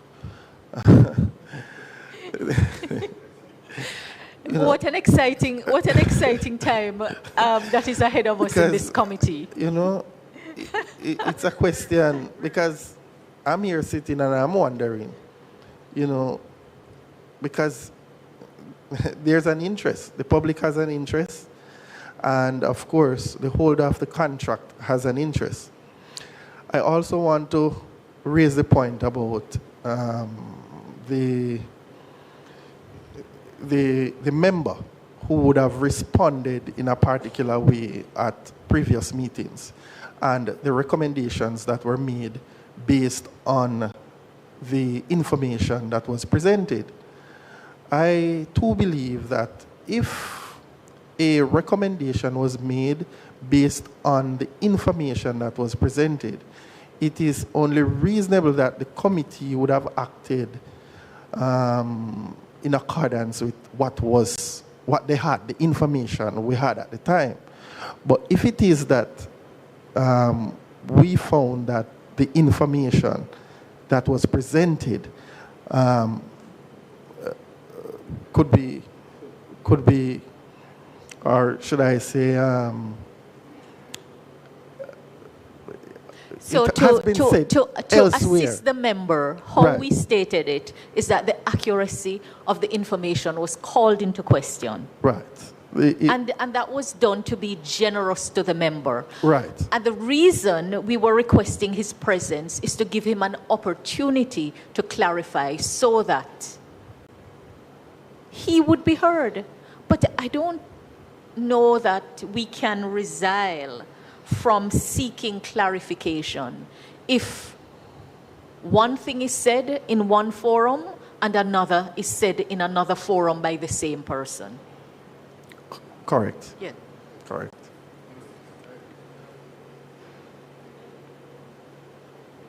Member Cuthbert. Thank you, Madam Chair. You are right. I don't think we can resile from seeking clarification, but what this, just listening, and I've been to all of the meetings, this is really shining a light on a bigger issue that we've had. This parliament is how old? And I think, as you said, in the last few years, I think people are demanding more from us to, to represent at a higher level. And I think it's time that we do so as parliamentarians. People have put their trust in us. And I think, as you said, we have to look at things in a non-partisan way. And no matter who is going to be coming before us, we must interrogate and we must, do what is right. Yes. And I think we are trying to do what is right by looking at what we have before us, trying to get clarification on so many things that we don't have clarification on. And it is baffling to me, just even looking at other jurisdictions and how they carry out the function of their, whether it's their parliament or Congress or what have you. And here we are trying to get answers in our parliament today. It's bothering me. It's bothering me personally as a parliamentarian. But I want to thank you, Madam Chair, for how you've been conducting these proceedings so far, trying to make sure that we have it right, trying to make sure that we get it right, and the fairness of it. And I think this is what the Jamaican public would want to see from us as parliamentarians. So I just want to thank you, I guess. This is my first time, of course, on the Ethics Committee, and also trying to understand. And hopefully, going forward, we can get to the bottom and clarify so that going forward, we can have something in place that persons can actually follow and, you know, do the right things. Thank you, Member Cuthbert Flynn. I appreciate the difficulty that the matter poses, because the worst case scenario is that the exemption can be revoked and the member would have to vacate his seat. That's the worst case scenario. But I think we would fall short of our duties if we did not seek to address the issues that have arisen from the committee's consideration of the matter and the recommendation. Because if a recommendation is made on information provided and that the accuracy of that information has been called into question, we do have a duty to get clarification. All right, let us go to the minutes.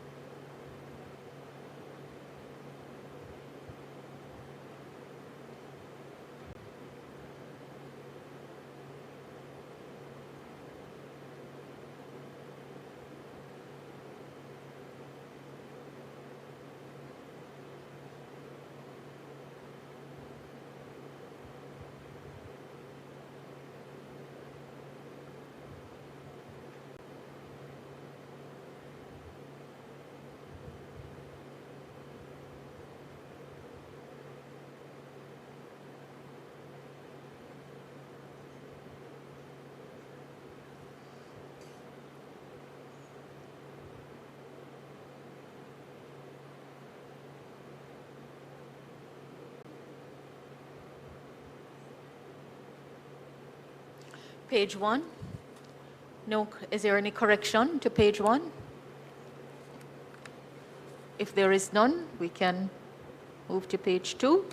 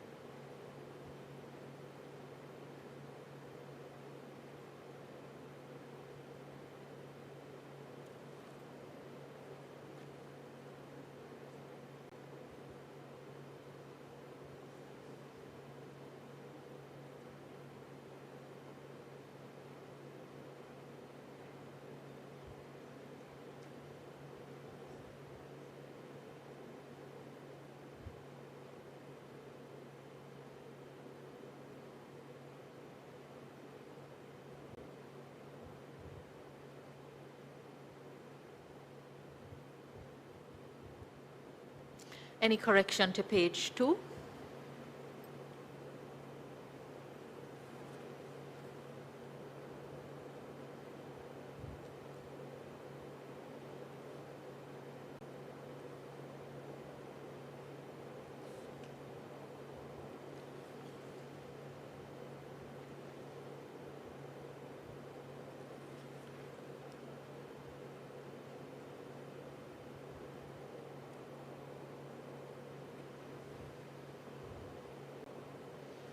Any correction?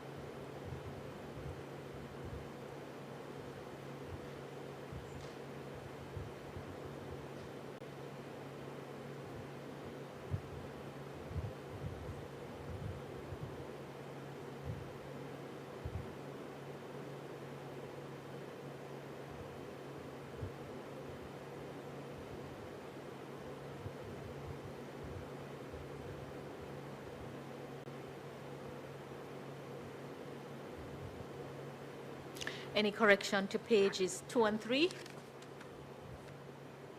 I see none from my read. Members? No? We go to page 4.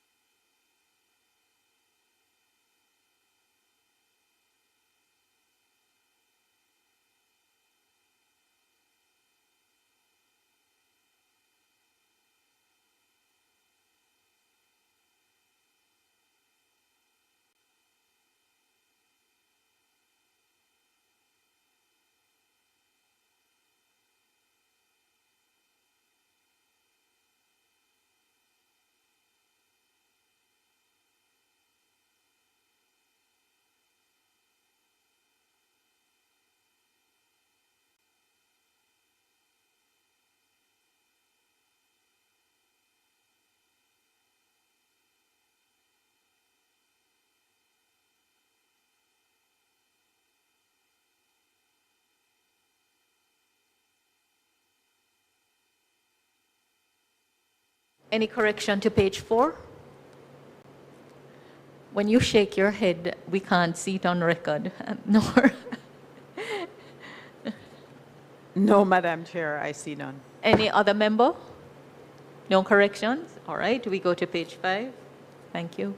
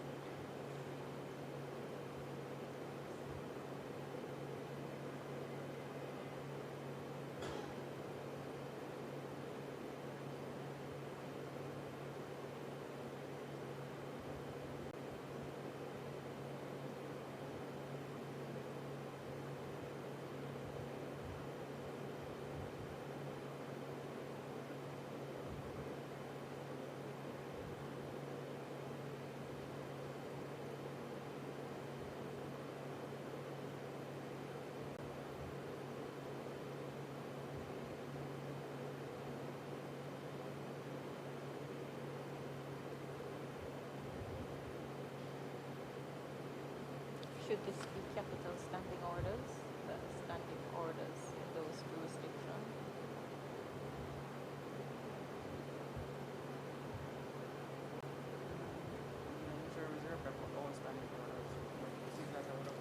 Okay.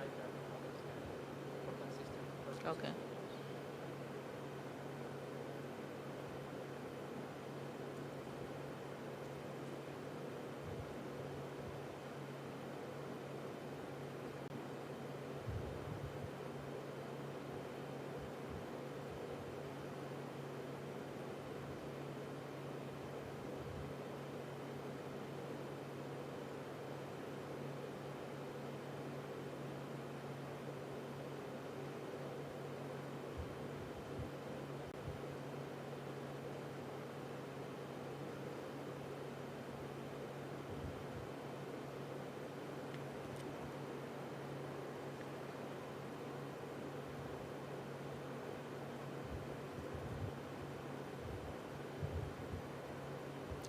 Any correction to page 5?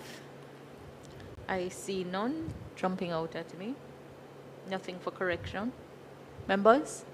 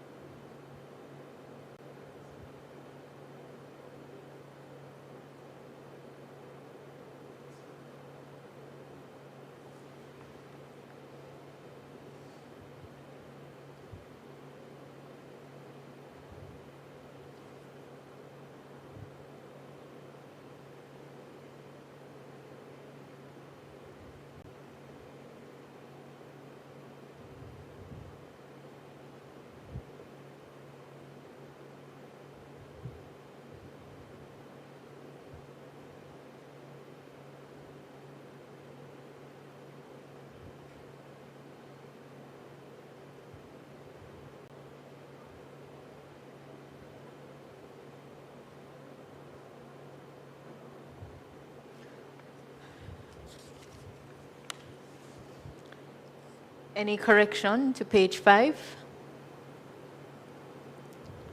None. Page 6. I just suggest the addition of, on the last paragraph on page 6, the chairman clarified that the committee was not yet in a position to make a formal report to the House, but was presently considering recommendations by identifying areas of work to be done. It's really recommendation to the House on the signing of codes of conduct, just for clarity.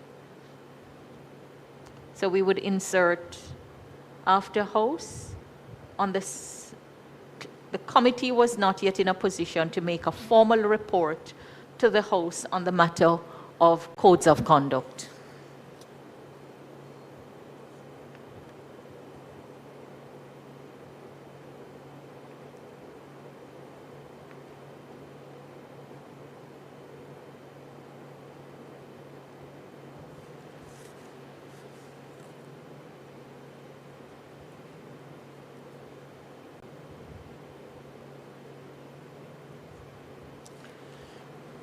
Any other correction to page 6?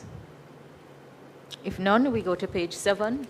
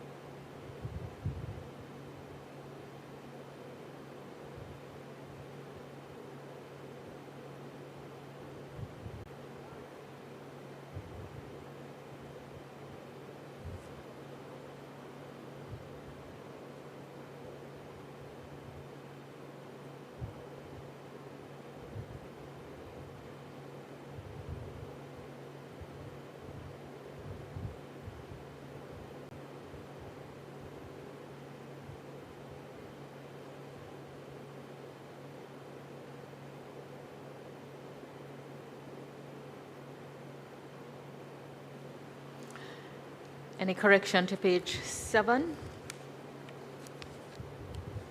If none.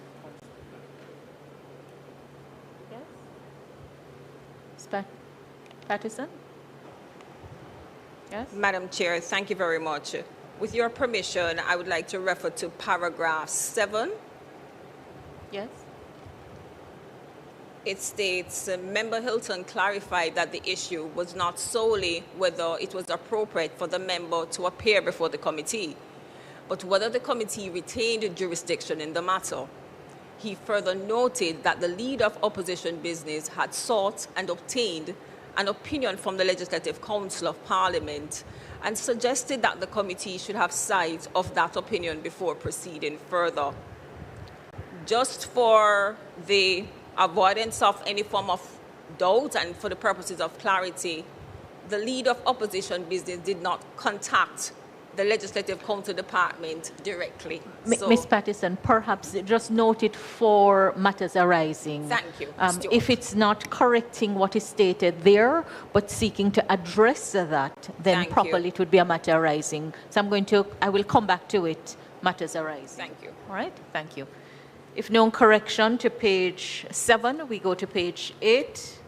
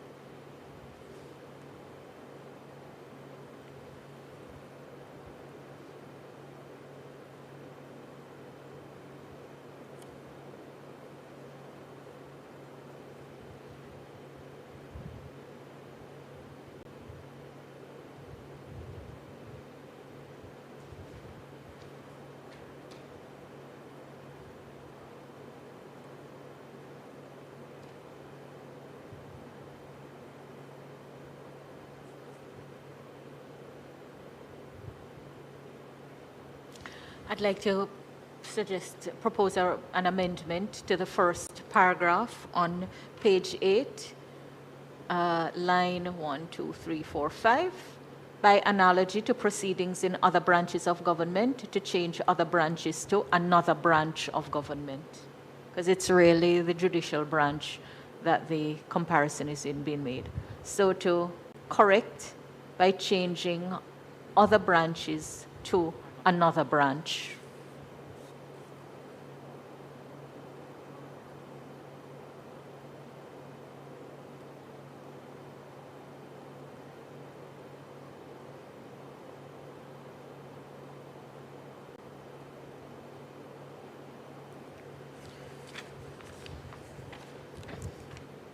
If there is any other correction to page 8, if none, we go to page 9.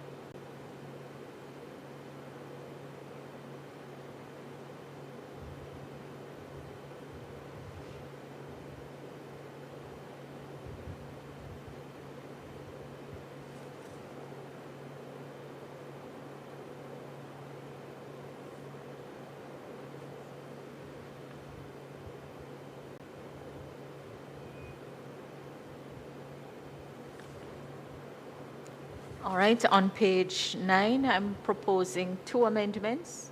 In the first paragraph, to substitute the word explained with the chairman suggested that any jurisdictional objection concerning the committee's authority to seek clarification could first be considered as a preliminary issue in camera. So suggest instead of explain. And at the 5th paragraph, members express support for referring the matter to the House for its determination, to substitute express support to agreed. Yes. Agreed to refer the matter to the House.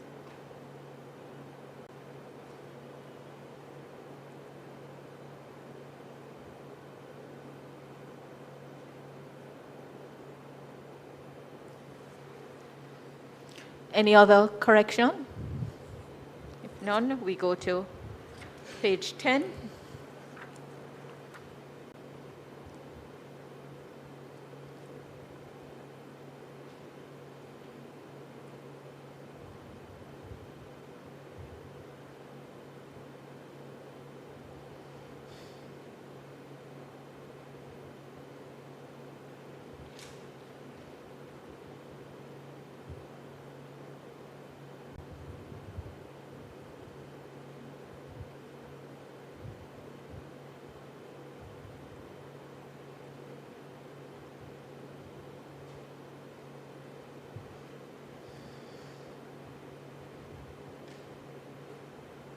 All right, members, you know that we have to read. Let me thank the committee clerk. I know he's under pressure, but it's comprehensive minutes, well written. So thank you. Will someone move for the confirmation of the minutes as corrected? Move? I so move. Yes. Seconded? I so move to second.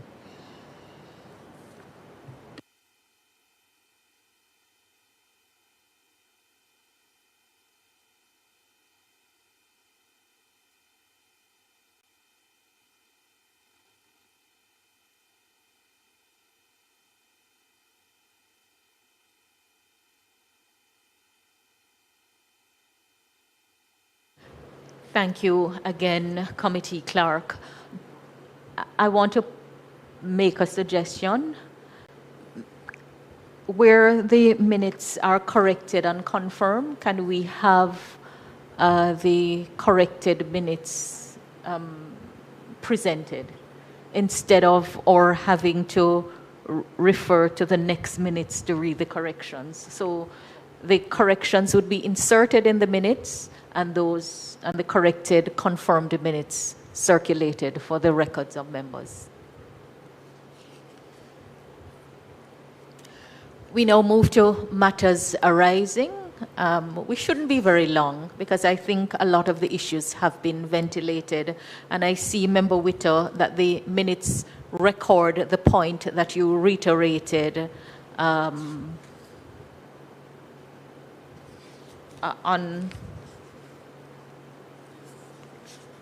page, let me see.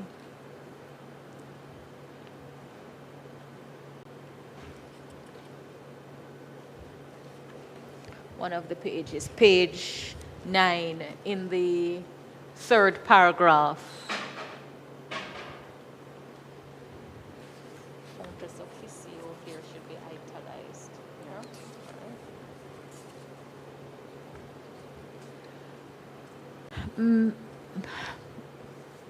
Miss Stewart, I erroneously referred to you as Miss Patterson previously. Miss Tiffany Stewart, our Senior Legislative Counsel, matters arising. You wish to put on record a matter? Yes. Thank you, Madam Chair. All right, just to revert to page 7, paragraph 7, and for the purposes of clarity solely and for the avoidance of any form of doubt or misinterpretation, the legal opinion was sought by the lead of opposition business through the office of the clerk, and not directly from the Legislative Council Department. Additionally, a request was made for a supplemental legal opinion on April 30th through the Office of the Clerk on the same matter, and that was provided, I think, on May 1st to the leader of opposition business. At the last meeting, are you able to say whether the opinion reference was sent to the chair or to the committee, or whether I would have to consult with the Office of the Clerk. Very well. Well, I can say that I did not have it at all, and I still don't have it. Right. So I will inquire if it whether, were sent to me, I have not seen it. I will inquire whether the first legal opinion dated April 21st was dispatched, and also the supplemental legal opinion dated April 30th on the same matter. Sorry, first opinion when? The first opinion that's dated April 21st, 2026. April? 21st. 21st. Right. Yes. And the supplemental legal opinion that is dated April 30th, 2026.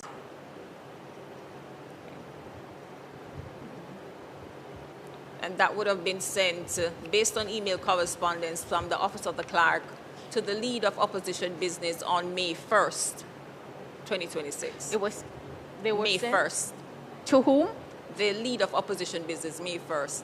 That's the supplemental one. The supplemental.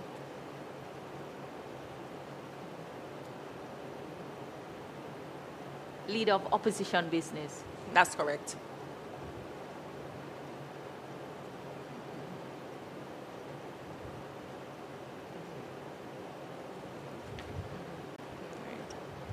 Thank you, Madam Chair. Yes.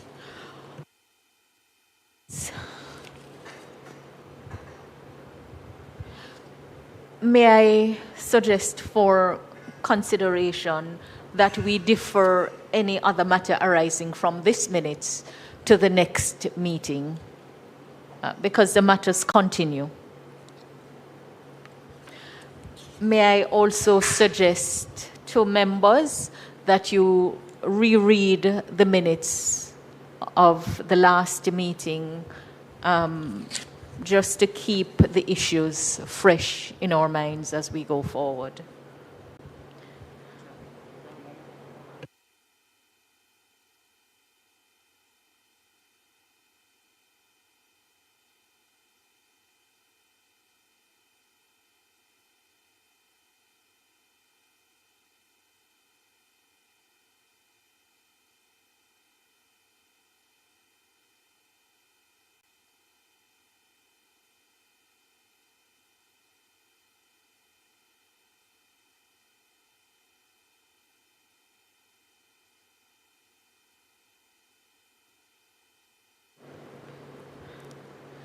Any other business?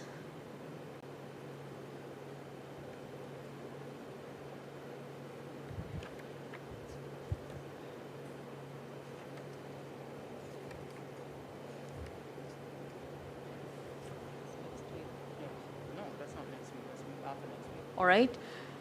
The date of the next meeting we had agreed for the 26th of May.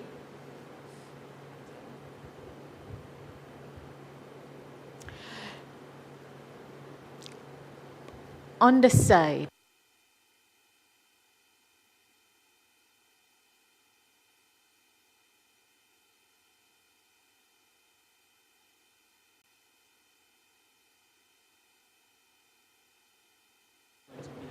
may I just ask, was there an advisory that Labor Day would be celebrated on the 25th? It falls on a Saturday, which is a proper day. Normally, it is when it falls on a Sunday that it is celebrated on the Monday, since Sunday is an exempt day.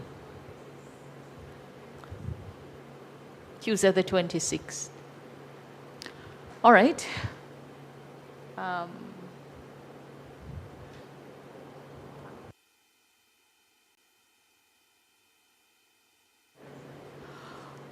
All right.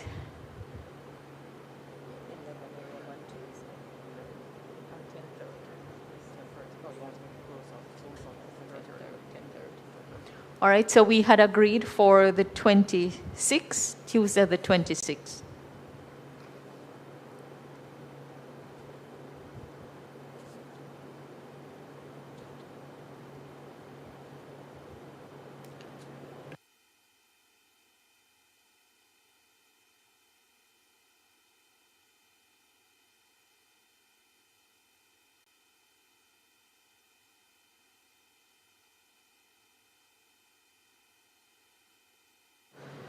All right, it's now 12:35. Will someone move for the adjournment? I so move. Very well.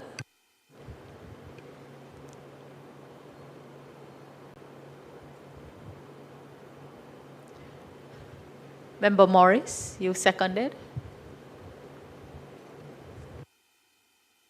Yes, I did. Thank you.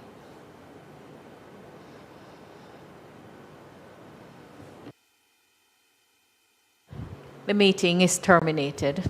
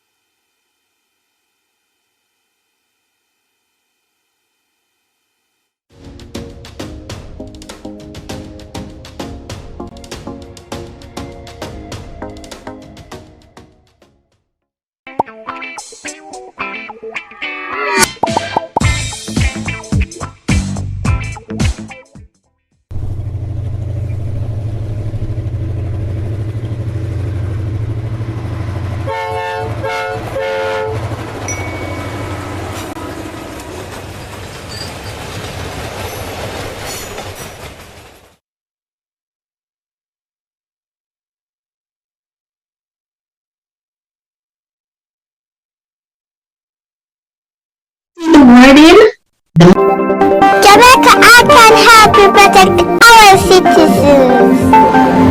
Jamaica Eye will play a part in increasing your public safety.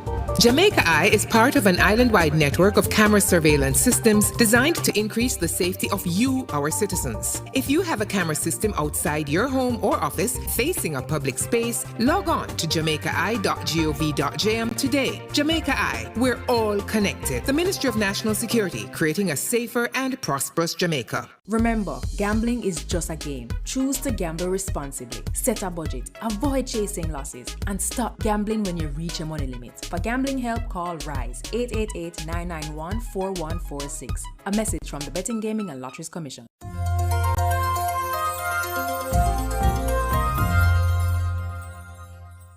It's Wednesday, May 13th. In the headlines, government allocates $1 billion for Health Infrastructure Maintenance Fund. In business news, we have your usual market updates and more. Regionally, territories eye CARICOM membership. And in sports, Calabar High School's new football head coach, Kamar Ricketts, targets long-term revival.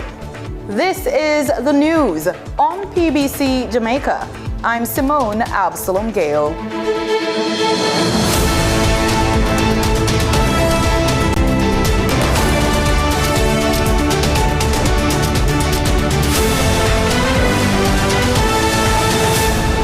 The Ministry of Health and Wellness has allocated $1 billion for a new health infrastructure maintenance fund aimed at improving the upkeep of healthcare facilities and equipment across the island.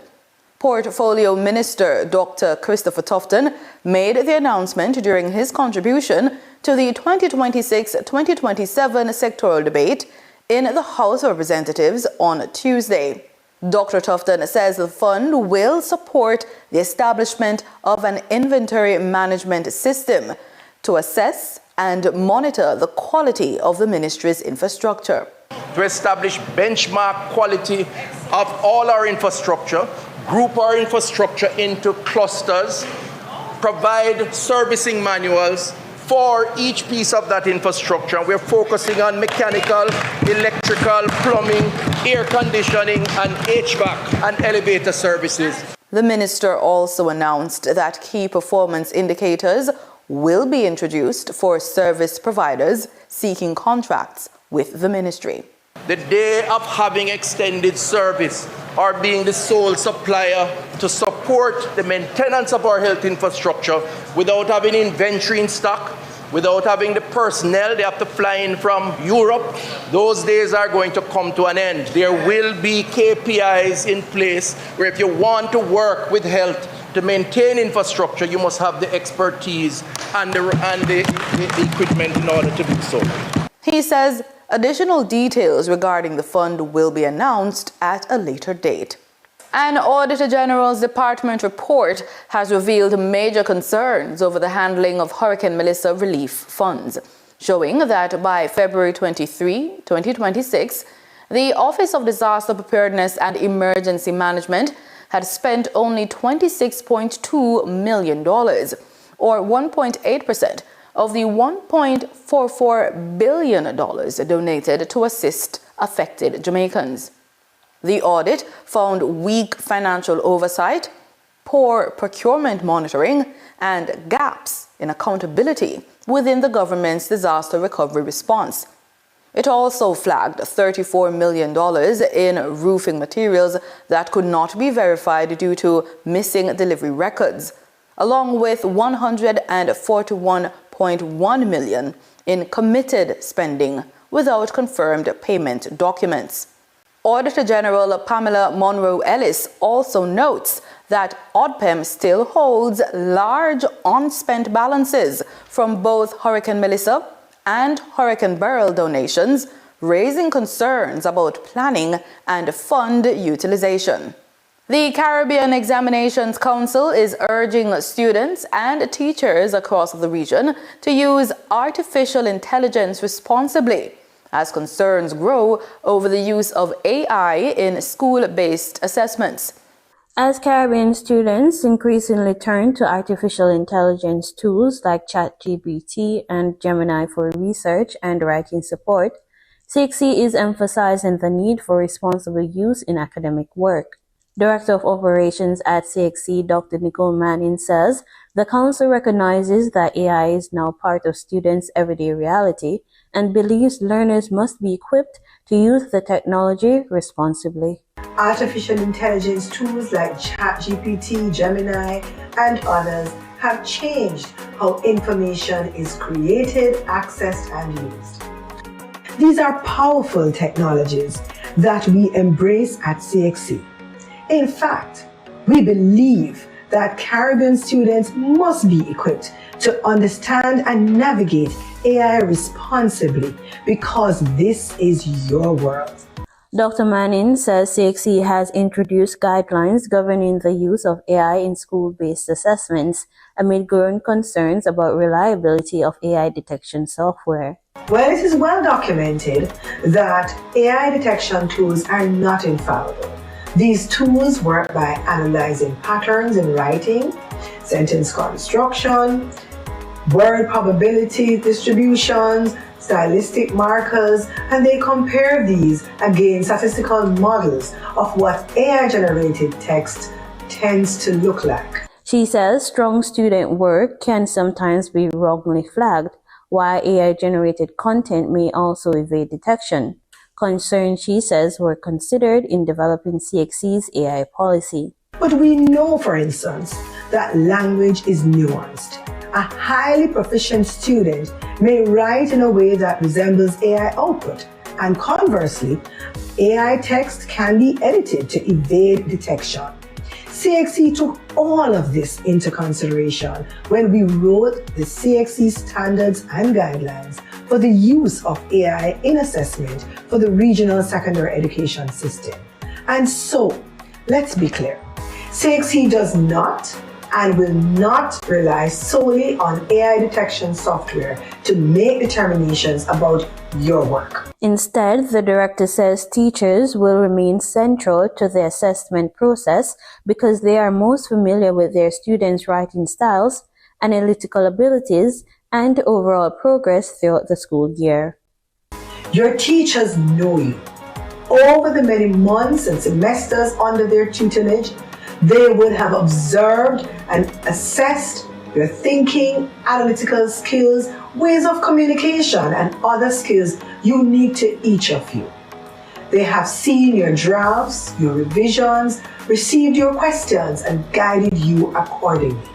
They are best positioned to recognize when submitting work genuinely reflects a student's voice, understanding, and effort, or when it doesn't. And so, that teacher-student relationship is and will remain central to how CXC moderates and assesses school-based assessments. A 4.4 magnitude earthquake shook eastern Jamaica early Wednesday morning, according to the earthquake unit at the University of the West Indies. Reports indicate that the quake struck at approximately 3:20 a.m. and was felt across sections of eastern Jamaica. The unit says the earthquake had a focal depth of 11 kilometers. Time now for the business report with Denise Williams.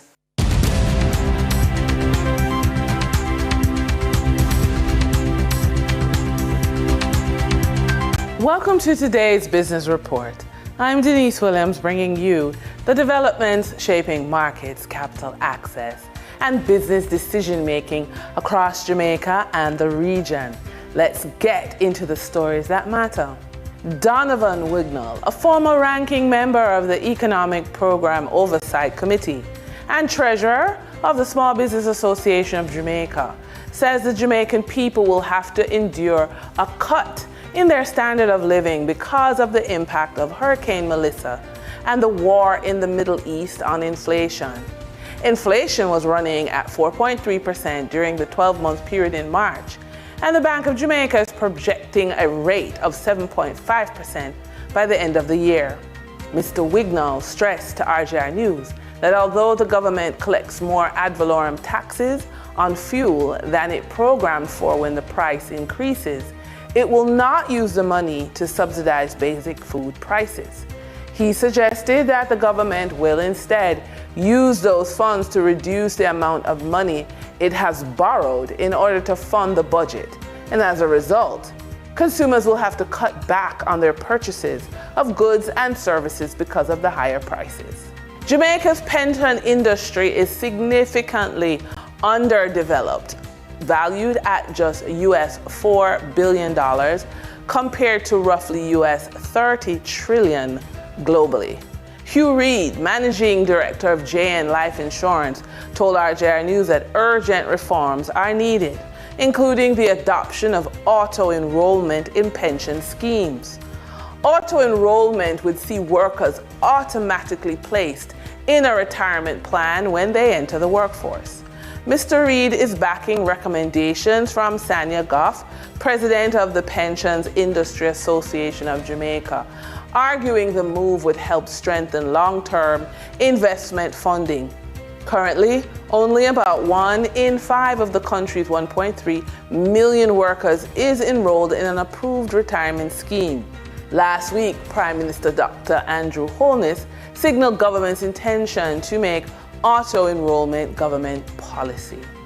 For the trading period of May 12, 2026, the most actively traded securities were Trans-Jamaica Highway Limited with 4,472,192 units, representing 32.85% of market sales activity. JetCon Corporation Limited with 1,293,932 units, representing 9.51% of market sales activity. Kentire Holdings Jamaica Limited with 1,196,905 units, representing 0.79% of market sales activities. Investor activity remained concentrated in auto sales, transportation, and distribution plays, signaling continued interest in dividend-producing and strategic assets. Turning to the foreign exchange market based on Bank of Jamaica data for May 12, 2026. Forex traders recorded significant activity with strong demand across major currencies. For the US dollar, trading margins reflected steady liquidity, with the US selling at $157.20 and buying at $159.14. For the Canadian dollar, moderate gains supported by 69-cent transaction spreads. The Canadian dollar sold for $115.89 and was bought for $115.20. For the British pound, continued volatility offered short-term trading opportunities of $3.17 in profits for the banks.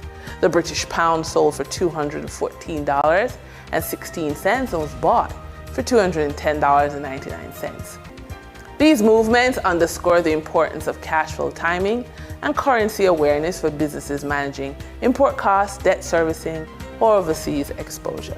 For our credit report tip of the day, let's talk about the hidden link between mobility, travel around the world, and your credit.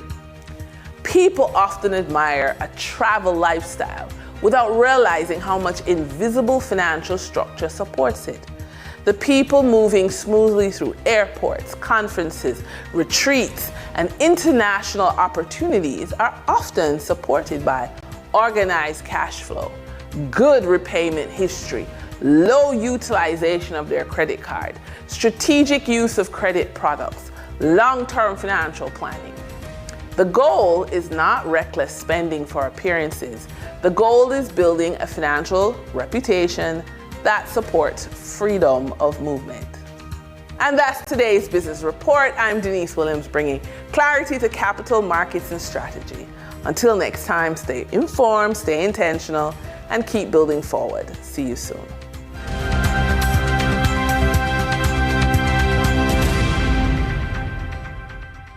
In regional news, the Caribbean community, better known as CARICOM, continues to attract growing interest from territories across the region, with several